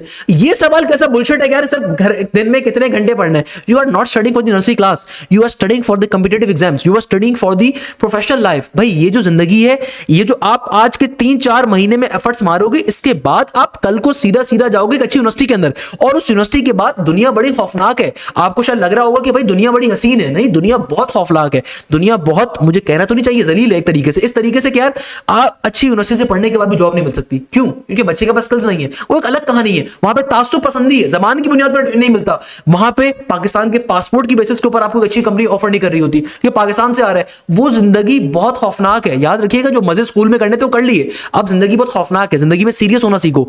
भाई मैं अगर इतनी सारी बातें करता हूं बेटा, मेरे प्यारे बच्चों, मुझे कोई शौक नहीं है, मगर ये तमाम चीजें मैंने अपने जमाने तालीम में अगर फेस करी, तो मैं चाहता हूं उस कौम के बच्चों को पहले से आगाह करूं कि वो मैच्योर हो सके। तुम्हें आज से मैच्योर होना है। ये मैच्योरिटी अगर ठोकर खा के आपको मिल रही है तो इंतहाई गलत काम है।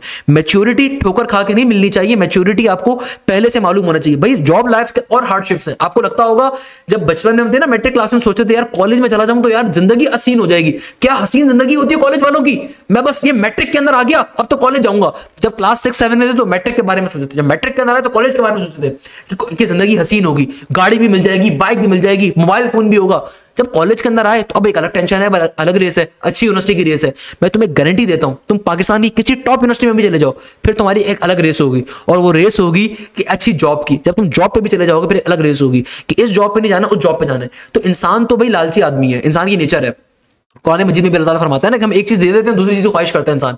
तो कहने का मकसद ये है कि जिंदगी में सुकून कभी नहीं मिलना, मगर एटलीस्ट तुम्हारी जिंदगी बेहतर हो सकती है अगर तुम मैच्योरिटी का हासिल कर लोगे। तो ये मैंने बहुत सारी बातें आपसे करी, ये बातें बड़ी इंपॉर्टेंट है। खैर, अब आगे मूव करते हैं नेक्स्ट चीज के ऊपर। अच्छा भाई, what I can offer you, मैं आप लोगों को क्या चीज ऑफर कर रहा हूं। पहले नंबर के ऊपर भाई, अक्सर बच्चे मुझसे क्वेश्चन पूछते हैं, सर आपके यूट्यूब के लेक्चर्स के अंदर और आपके जो ये पेड बैचेस होते हैं इनमें डिफरेंस क्या होता है। देखो, यूट्यूब के ऊपर हमेशा याद रखिएगा, यूट्यूब के ऊपर मैंने वो कंटेंट डाला हुआ है जो कि पुराना भी है। मैंने YouTube के ऊपर ऑल दो कंप्लीट कोर्स डाला है। मुझे फख्र है कि जितना डिटेल लेक्चर्स मैंने YouTube पर डाले में, पूरे पाकिस्तान के किसी इंस्टीट्यूट ने इतनी मेहनत नहीं करी होगी। एक प्रॉपर आपको गाइडेंस स्ट्रक्चर मिल रहा है। मगर अगेन भाई, अब हर यूनिवर्सिटी के पेपर्स चेंज हो रहे हैं, यूनिवर्सिटीज में डिफिकल्ट क्वेश्चंस आ रहे हैं, तो बच्चे बेचारे हमें परेशान होते हैं कि भाई क्या फायदा है YouTube के लेक्चर्स और बैच का।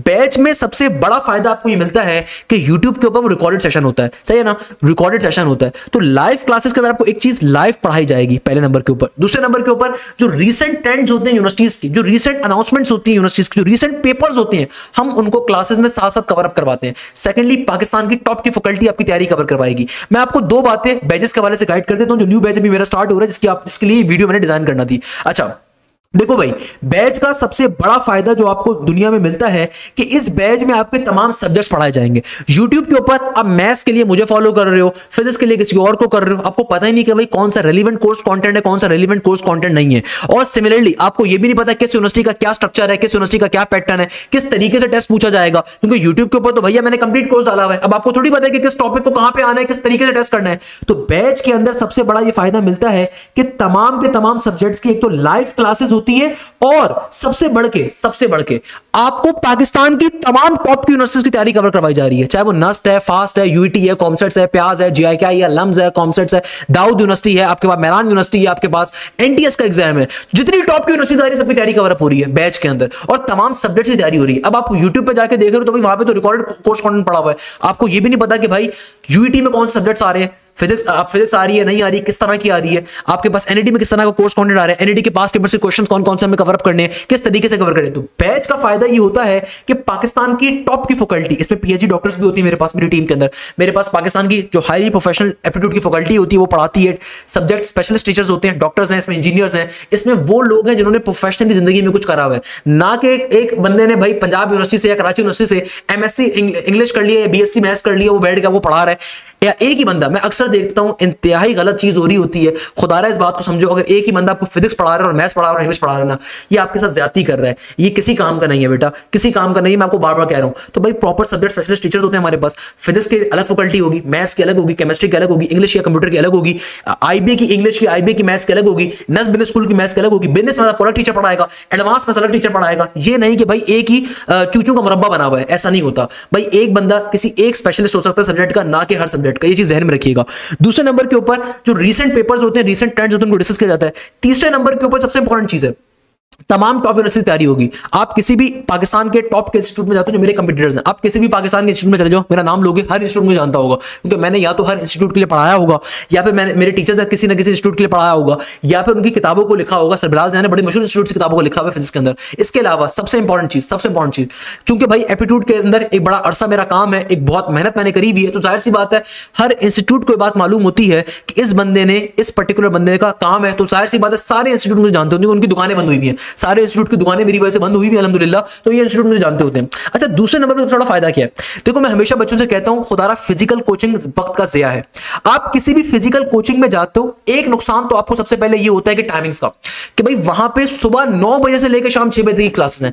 मैं कराची के अंदर और पंजाब के अंदर एक ऐसे इंस्टीट्यूट को भी जानता हूं जो कि सुबह 9 बजे से लेकर रात 9 बजे, रात शाम 6 बजे तक की क्लासेस रख के बैठे हुए। अब आप खुद सोचो कि अगर आप सुबह 9 बजे घर से निकल रहे हो, तो जाहिर सी बात है 9 बजे की क्लास का मतलब आप घर से 7:30 बजे उठोगे, 8 बजे उठोगे, फिर नाश्ता भी करोगे, फिर ट्रैवलिंग कॉस्ट भी आपकी लग रही है, फिर आप थकते थकते आप अपने इंस्टीट्यूट पहुंचोगे, फिर वहां से लेके शाम 6 बजे तक आप क्लासेस को लोगे, तो उसके बाद आपको पढ़ने का टाइम क्या बचा? आपके पास पढ़ने का कोई टाइम नहीं बचा। तो याद रखिएगा, यही रीजन है कि मेजॉरिटी इंस्टीट्यूट के बाद ना तो बच्चा जाता है, ना मेजॉरिटी इंस्टीट्यूट के रिजल्ट्स होते हैं, वो रिजल्ट्स ऑनलाइन के होते हैं। क्यों? क्योंकि भाई इंस्टीट्यूट्स के अंदर ये बात आपको समझनी पड़ेगी कि पैसे तो शायद कोई ना कोई बंदा अफोर्ड कर लेगा, 60,000 रुपए, 50,000 रुपए, मगर असल चीज यहां पे आती है टाइम। आपका टाइम बड़ा कीमती है। इस टाइम को आप घर पे बैठ के अगर तैयारी करोगे, ज्यादा बेहतर तैयारी कर सकते हो। घर पे पूरा का पूरा सिस्टम अगर आपके पास आ रहा है, ज्यादा बेहतर चीज है कि आप घर पे बैठ के आराम से तैयारी को परफॉर्म कर रहे हो, वो ज्यादा बड़ी चीज है निस्बतन कि आप बैठ के 6 घंटे की आप पहले ट्रैवलिंग के अंदर आप निकाल रहे हो, पूरे महीने के अंदर आप जा रहे हो, आ रहे हो, जा रहे हो, आ रहे हो। तो अगर आप सुबह 9 बजे की क्लास लेने के लिए जा रहे हो, तो भैया आप शाम में 4 बजे या 5 बजे घर वापस आओगे, तो आप घर पे बैठ के तैयारी क्या करोगे? खाक तैयारी करोगे। आप तो घर पे बैठ के फिर सोगे या फिर अपने इंटरव्यू लेवल को टाइम दोगे। तो इसलिए मैं कहता हूं कि भाई online system is much better. Second number के ऊपर इन बैचेस के अंदर आप किसी भी इंस्टीट्यूट में जाते हो, वहां पे इंजीनियरिंग के बैच की फीस डिफरेंट होती है, बिजनेस के बैच की डिफरेंट होती है, मेडिकल के बैच की फीस डिफरेंट होती है। What I am offering my students कि भाई अगर आप इंजीनियरिंग की किसी यूनिवर्सिटी की तैयारी करो, आप बिजनेस यूनिवर्सिटी की तैयारी करो, आपको इसी बैच में दोनों चीजों की तैयारी कवर करवाई जाएगी। सेकंड नंबर के ऊपर अगर आप प्री मेडिकल के स्टूडेंट हो, तो प्री मेडिकल के बच्चों को हम लोग लाजमी तौर के ऊपर तमाम एमडी कैट के टेस्टों की तैयारी कवर करवाते हैं। आपके पास जितने फार्मेसी के टेस्ट होते हैं उनकी तैयारी कवर करवाते हैं। आखान यूनिवर्सिटी का टेस्ट हो, ज़ियाउद्दीन का टेस्ट हो, लियाकत का टेस्ट हो, आपके पास पर्टिकुलरली इसके अलावा आपके पास जो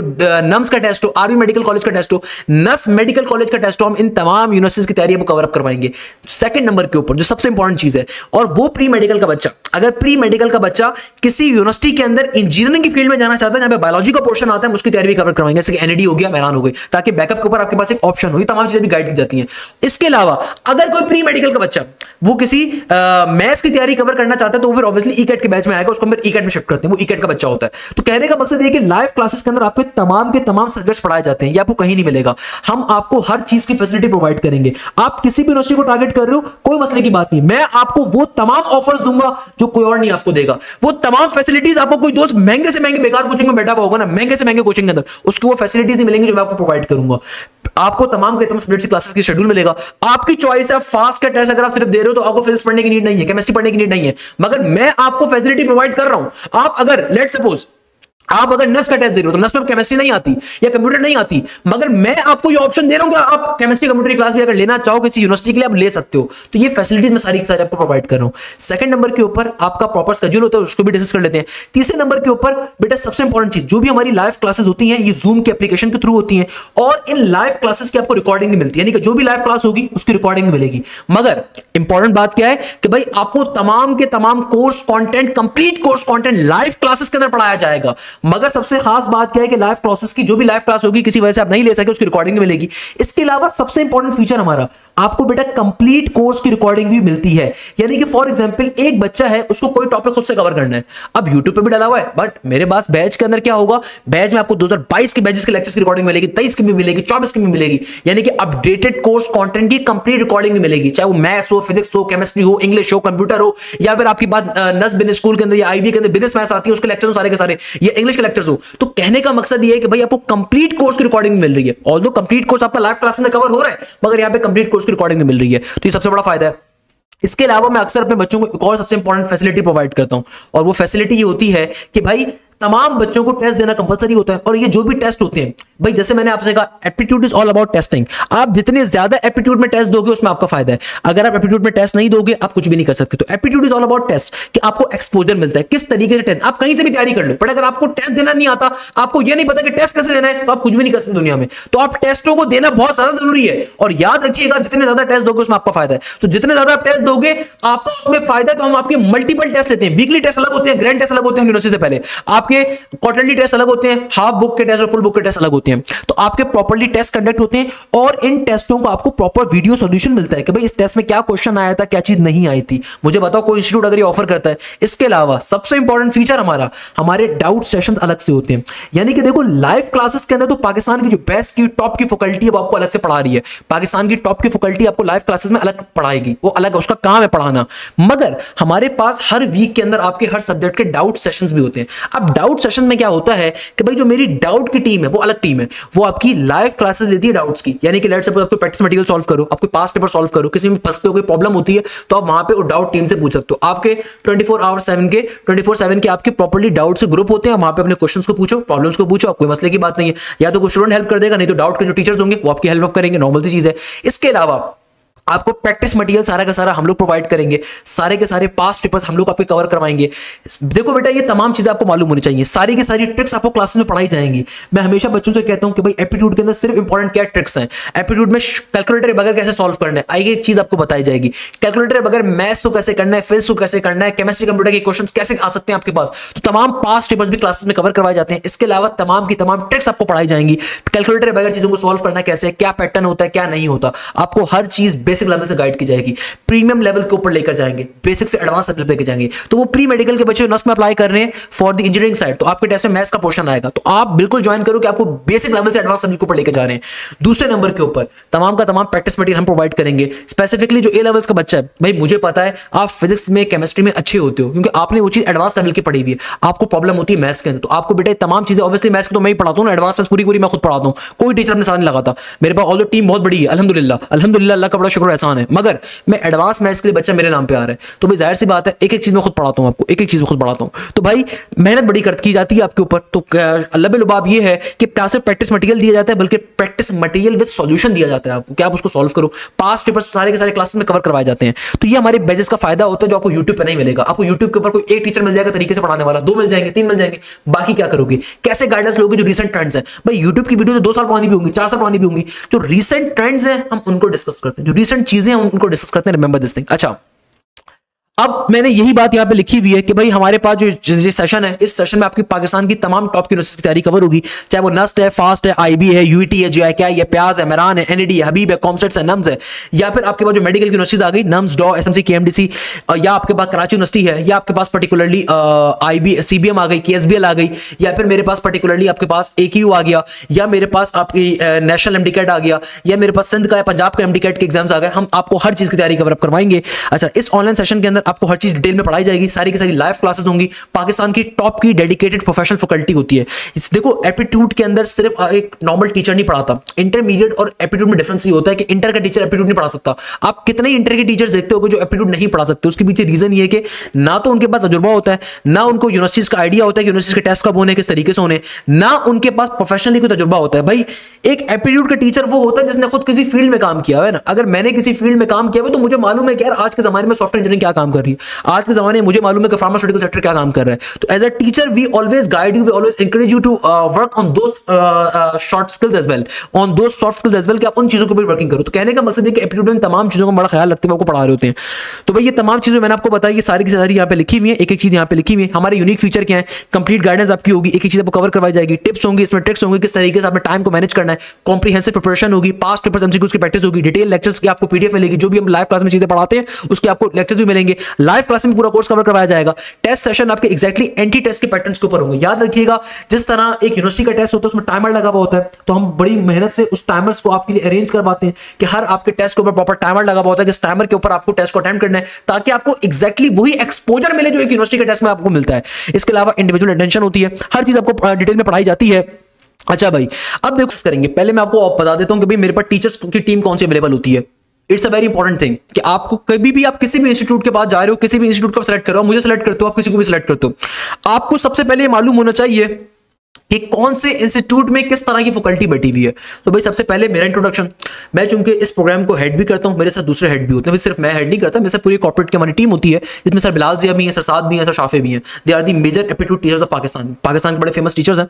तो भाई मेरा अपना तारुफ क्या है, I am industrial engineer, I am industrial manufacturing engineer, I have worked in GSK global, I have worked for the GSK around 2 years, then I was managing different markets of the GSK, I was managing Libya, I was managing Algeria, I was managing Egypt, I was managing Algeria. तो मैं इन तमाम markets की supply chain को manage कर रहा था। There I have a masters from the USA, that is from the Lamar, that is a Texas State University. तो मैंने वहां से अपना मास्टर्स कंप्लीट करा इंजीनियरिंग मैनेजमेंट के अंदर।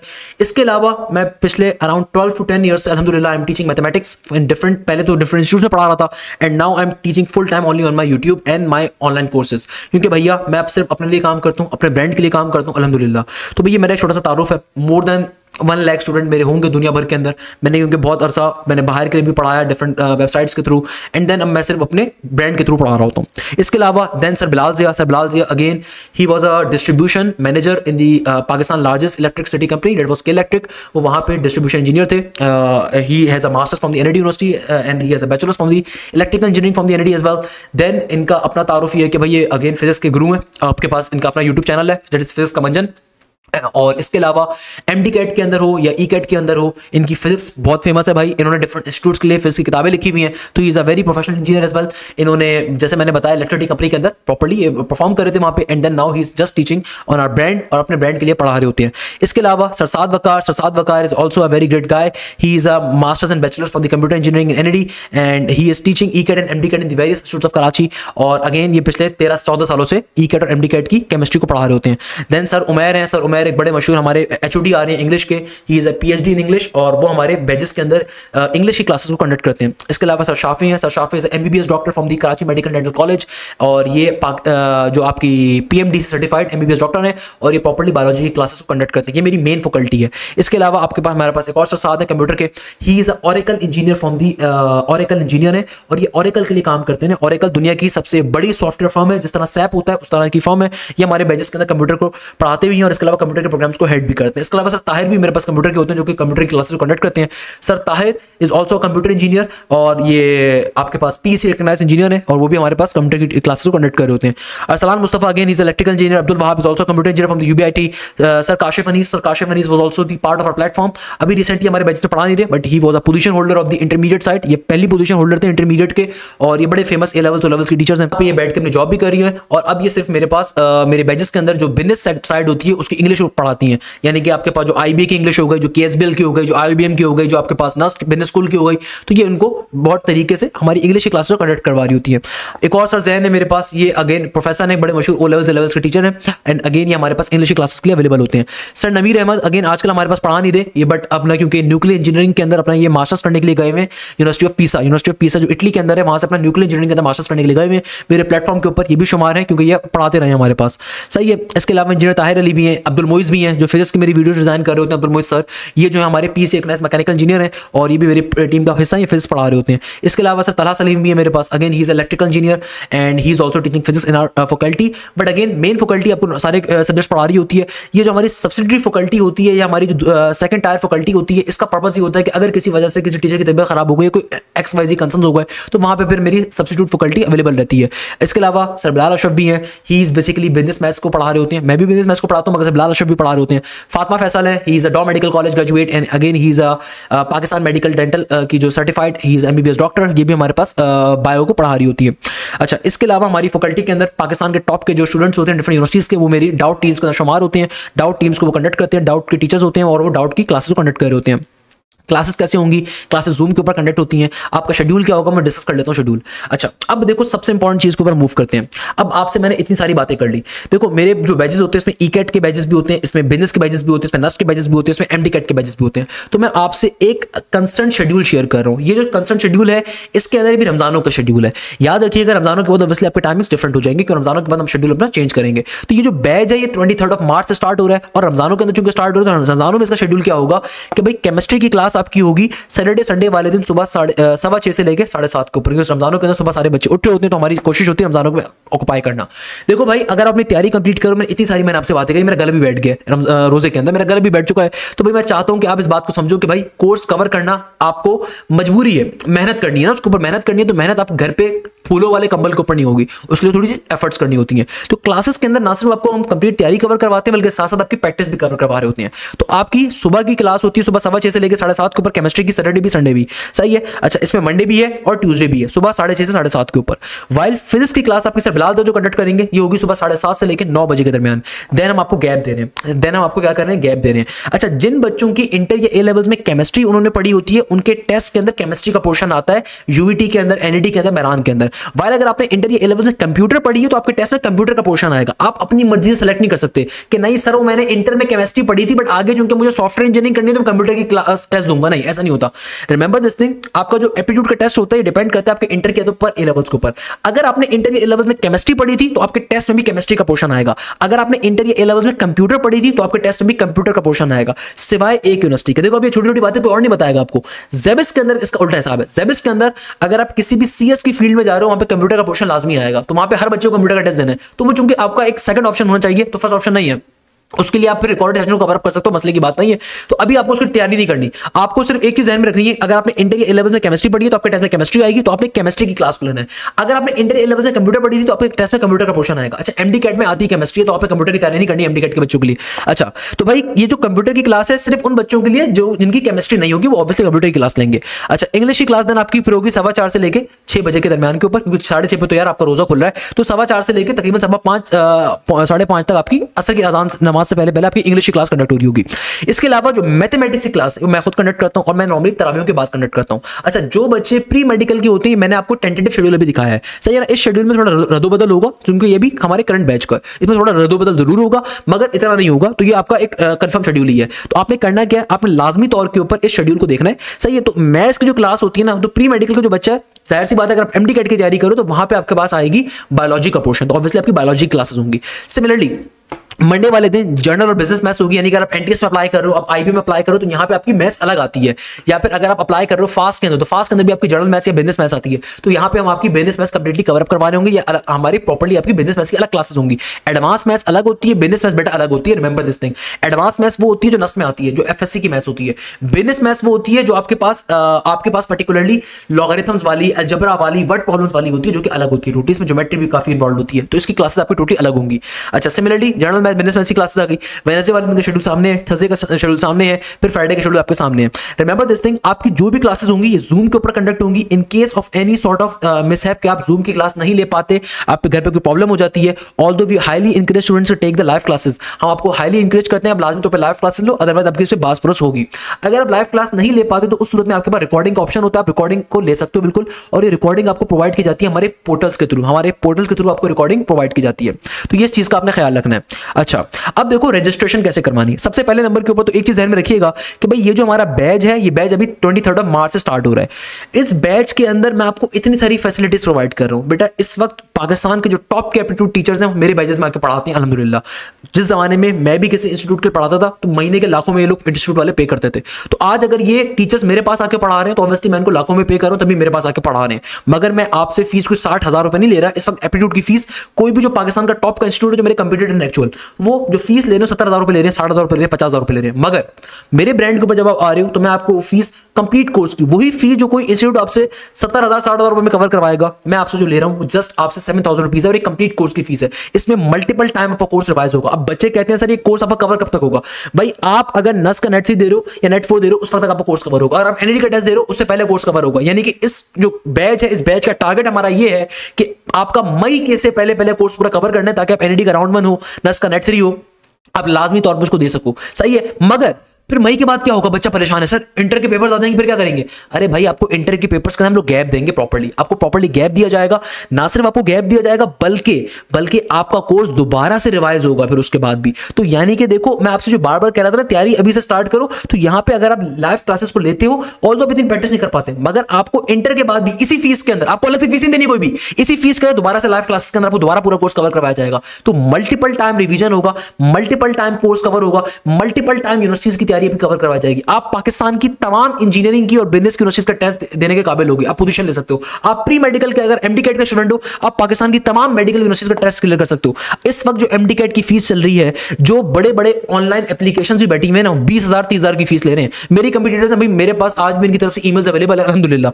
पाकिस्तान की जितनी टॉप की एप्लीकेशंस हो गई, इंस्टीट्यूट हो गए, इन्होंने मुझे हेड बनाने की ऑफर करी थी, क्या हमारे पास आ जाओ, हमारे मैथ्स के एचओडी बन जाओ, और बेतहाशा अच्छी ऑफर्स, बट मैंने नहीं करी। क्यों? मैं अपने ब्रांड परफॉर्म कर रहा हूं और मुझे पता है कि अगर मैं किसी भी इंस्टीट्यूट का पार्ट बन गया ना, मैं किसी भी अगर इदारे का हिस्सा बन गया, किसी एप्लीकेशन का हिस्सा बन गया, उनकी फीसें ज्यादा हो जाएंगी। तो भाई मैं अपने पास जो आपको फैसिलिटीज ऑफर कर सकता हूं वो कोई इंस्टीट्यूट आपको ऑफर नहीं कर सकता। अगर आपको लगता है कोई इंस्टीट्यूट आपको कोई और फैसिलिटी प्रोवाइड कर रहा है, मुझे आप बताओ, मैं आपको वो फैसिलिटी भी बैच में प्रोवाइड करूंगा। मैं आपसे प्रॉमिस कर रहा हूं, मैं आपको वो फैसिलिटी भी बैच में प्रोवाइड करूंगा। अगर आपको कोई इंस्टीट्यूट भी आपको लगता है कि वो आपको कुछ और फैसिलिटी भी दे रहा है, मैं आपको वो भी प्रोवाइड कर दूंगा अल्हम्दुलिल्लाह।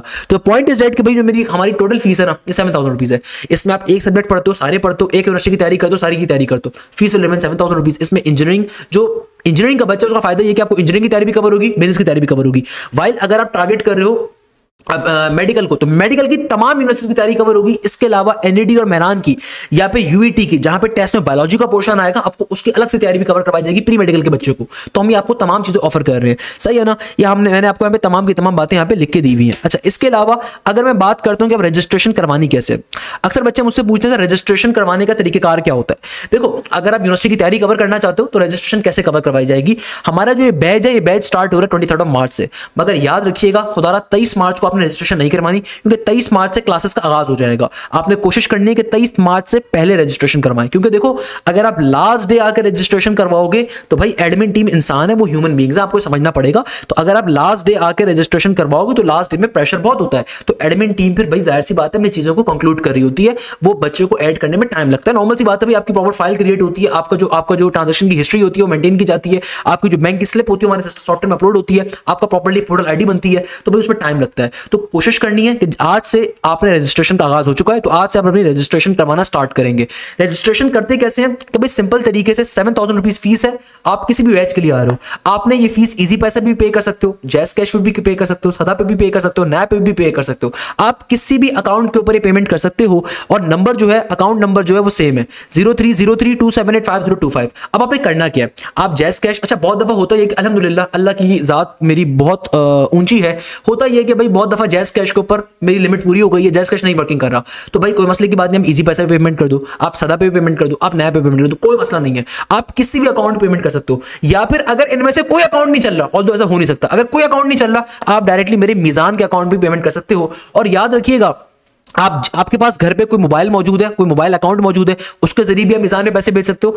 नहीं तो आपके गली के कोने पे कोई मोबाइल कम्युनिकेशन अगर शॉप है, तो आप उस मोबाइल कम्युनिकेशन शॉप पे जाइए, उसको बोलिए कि भाई इजी पैसे भेजने, जैस कैश पे भेजने, सदा पे भी भेजने, नया पे भी भेजने। या फिर अगर वो कहता है कि भाई सर का अकाउंट नहीं चल रहा, कोई मसला नहीं है, कोई इशू की बात नहीं है, आप डायरेक्टली इजी पैसा, जैस कैश, सदा पे, या दुनिया का कोई भी आपके पास अगर बैंक मौजूद है, आप उसके जरिए डायरेक्टली मिजान के अकाउंट में ही पैसे भेज सकते हो। मिजान का अकाउंट नंबर ये आ रहा है, सिंपल आप क्या करोगे, आप जैस कैश, इजी पैसा, सदा पे, नया पे किसी के ऊपर भी जाते हो, आप उसके ऊपर जाओगे बैंक के ऑप्शन के ऊपर, बैंक के ऑप्शन पे जाने के बाद मीज़ान बैंक को सेलेक्ट करोगे, not the Meezaan investment, Meezaan bank को सेलेक्ट करोगे, अकाउंट नंबर डालोगे, पेमेंट भेजोगे।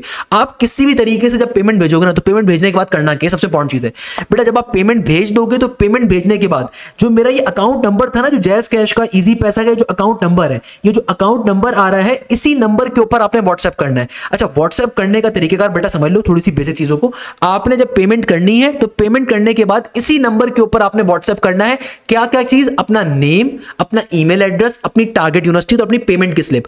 अगर आप बटनों वाले मोबाइल से आपने पेमेंट करवाई है इजी पैसा, जैज़ कैश, सदा पे, नया पे के ऊपर, तो भाई जो आपके पास एसएमएस आएगा ना, ट्रांजैक्शन हिस्ट्री इस पे लिखी होगी, जिस पे टीआईडी नंबर लिखा होगा। मैं बार बार रिपीट करता हूं इस जुमले को, सिर्फ आपने मुझे वो नहीं भेजना कि कैश हैज बीन ट्रांसफर्ड, नहीं, ये नहीं काम मुझे चाहिए। आपका जब आप पेमेंट भेजोगे तो पेमेंट भेजने के बाद आप किसी दुकान से जाके भी पेमेंट अगर करवाओगे ना, तो उससे बोल रहे जो एसएमएस है उस एसएमएस की पिक्चर दो, या फिर जो ट्रांजैक्शन की रेसिप्ट है, जैसे इजी पैसा पे ट्रांजैक्शन की रेसिप्ट आती है, तो आपने उस रेसिप्ट को लाजमी तौर पर भेजना है मुझे। क्योंकि बेटा देखो, हमें पता कैसे चलेगा आपने पेमेंट करी है। अक्सर बच्चे मासूम होते हैं, पूछते हैं बेटा दुनिया में आप किसी को भी जब पेमेंट करते हो ना, तो जिस बंदे के पास पेमेंट गई होती है उसके पास भी एक एसएमएस आता है, और जिस बंदे ने पेमेंट करी होती है उसके पास भी सेम एसएमएस आता है। तो हम उसके अंदर जो टीआईडी नंबर होते हैं उसको कंफर्म करते हैं और ट्रांजैक्शन नंबर को कंफर्म करते हैं। अगर आप बैंक अकाउंट के थ्रू पेमेंट कर रहे हो तो आपने जिस बैंक से आपने पेमेंट करी है उसका अकाउंट नेम, अकाउंट नंबर आपने बताना है कि भाई इस बैंक से पेमेंट करी गई है आपको, और ये आपने साथ में अपना name, email address, target university और पेमेंट स्लिप के साथ भेजना है। तो भाई आप कहीं से भी पेमेंट करवा सकते हो। आपके पास कोई मोबाइल अकाउंट नहीं है, कोई मसले की बात नहीं है, आप सिंपल शॉप के ऊपर जाओ, आप बोलो कि भाई इस नंबर के ऊपर क्या करना है, जैज़ कैश करना है, इजी पैसा करना है, सदा पे करना है, नया पे करना है, या डायरेक्टली इस नंबर के बैंक के ऊपर पैसे भेजने हैं। तो जो मोबाइल कम्युनिकेशन वाले होते हैं वो जैज़ कैश के थ्रू भी भेज देते हैं, कोई मसला की बात नहीं है। तो भाई आप मल्टीपल अकाउंट्स के मैंने 36,000 किस्म के मेरे अकाउंट के मैंने किसी को भी पेमेंट भेज सकते हो। पेमेंट भेजने के बाद बस याद रखिएगा, जो पेमेंट का एसएमएस होगा जिसमें टीआईडी नंबर लिखा हुआ है, या फिर पेमेंट की जो रेसिप्ट होगी जिसमें प्रॉपर्ली अकाउंट नेम, नंबर और ट्रांजैक्शन का टाइम मेंशन होगा, किस टाइम में पेमेंट हुई और ट्रांजैक्शन नंबर लिखा होगा, वो आपने लाजमी तौर पे इसी नंबर के ऊपर व्हाट्सएप करना है। वो आपने इसी नंबर के ऊपर व्हाट्सएप करना है with your name, email address, target university and payment slip. आपने लाजमी तौर पे इसे मैसेज करना है। अच्छा देखो, जब पेमेंट आपने भेज दी ना तो आपको परेशान होने की जरूरत नहीं है। एक तो बेचारे बच्चे थे मासूम होते परेशान, अरे भाई मैं आप लोगों के सामने बैठा हूं, मैं आप लोगों के लिए बैठा हूं, सही है। तो पेमेंट भेजने के बाद आपने थोड़ा सा इंतजार करना है, विद इन 24 आवर्स में आपको टीम ग्रुप में ऐड कर देगी। लेट सपोज अगर आपको रिस्पॉन्ड नहीं मिलता विद इन 24 आवर्स में, देन आपने फिर इस वाले नंबर के ऊपर ही व्हाट्सएप कर दो, ये मेरे दूसरे एडमिन का नंबर है। अदरवाइज मेरी यहाँ पे एडमिन टीम बड़ी स्ट्रॉन्ग होती है, वो आपको एक आध घंटे में रिस्पॉन्ड बैक कर देगी, ओके कर देगी, एक्नॉलेजमेंट कर देगी, कोई मसला नहीं है। और विद इन 24 आवर्स में, क्योंकि भाई विद इन 24 आवर्स का मसला ये होता है कि जितनी हमारे पास सुबह से लेकर शाम तक पेमेंट आई होती है उनको फिर हम एक साथ ग्रुप के अंदर ऐड करवाते हैं, एक साथ उनकी ट्रांजैक्शन हिस्ट्रीज क्रिएट करते हैं, एक साथ उनकी पेमेंट स्लिप्स को हम सॉफ्टवेयर पर अपलोड कर रहे होते हैं। तो भाई इसीलिए नॉर्मली टाइम लग रहा होता है, उसके अंदर तो परेशान होने की जरूरत नहीं है। तो भाई आप जितनी जल्दी रजिस्ट्रेशन करवाओगे उतनी जल्दी आप ग्रुप में ऐड हो जाओगे, याद रखिएगा। अगर आप लास्ट डे आओगे तो भाई लास्ट डे रश ज्यादा होता है, ये ध्यान में रखिएगा, तो इसका आपने थोड़ा सा ख्याल रखना है, परेशान होने की जरूरत नहीं है। अगर आपको मेरी तरफ से रिस्पॉन्स नहीं मिला विद इन 24 आवर्स में, आप मुझे मिस कॉल कर सकते हो, व्हाट्सएप के ऊपर मिस कॉल डाल दो, कोई मसला नहीं है भाई, टीम सबसे पहले उसको देख लेगी, कोई इशू नहीं, क्लियर है। मगर ये नहीं कि आप 10-10 कॉलें मुझे करना स्टार्ट कर दो। भाई आपने पेमेंट भेजी है, आपने तमाम चीजों को फॉलो करके, आपने जो चीजें मैंने आपको बताई थी, name, email address, target university, payment slip, आपने मुझे भेज दी। अब थोड़ा सा वेट करो, सही है ना। आप सिंपल तरीके से क्वेश्चन मार्क डाल दो, कोई मसले की बात नहीं है, आपको सिंपल विद इन 24 आवर्स में ग्रुप में ऐड कर दिया जाएगा, ओके। और आपको टीम एक्नॉलेजमेंट नॉर्मली 1 से 2 घंटे में दे देती है।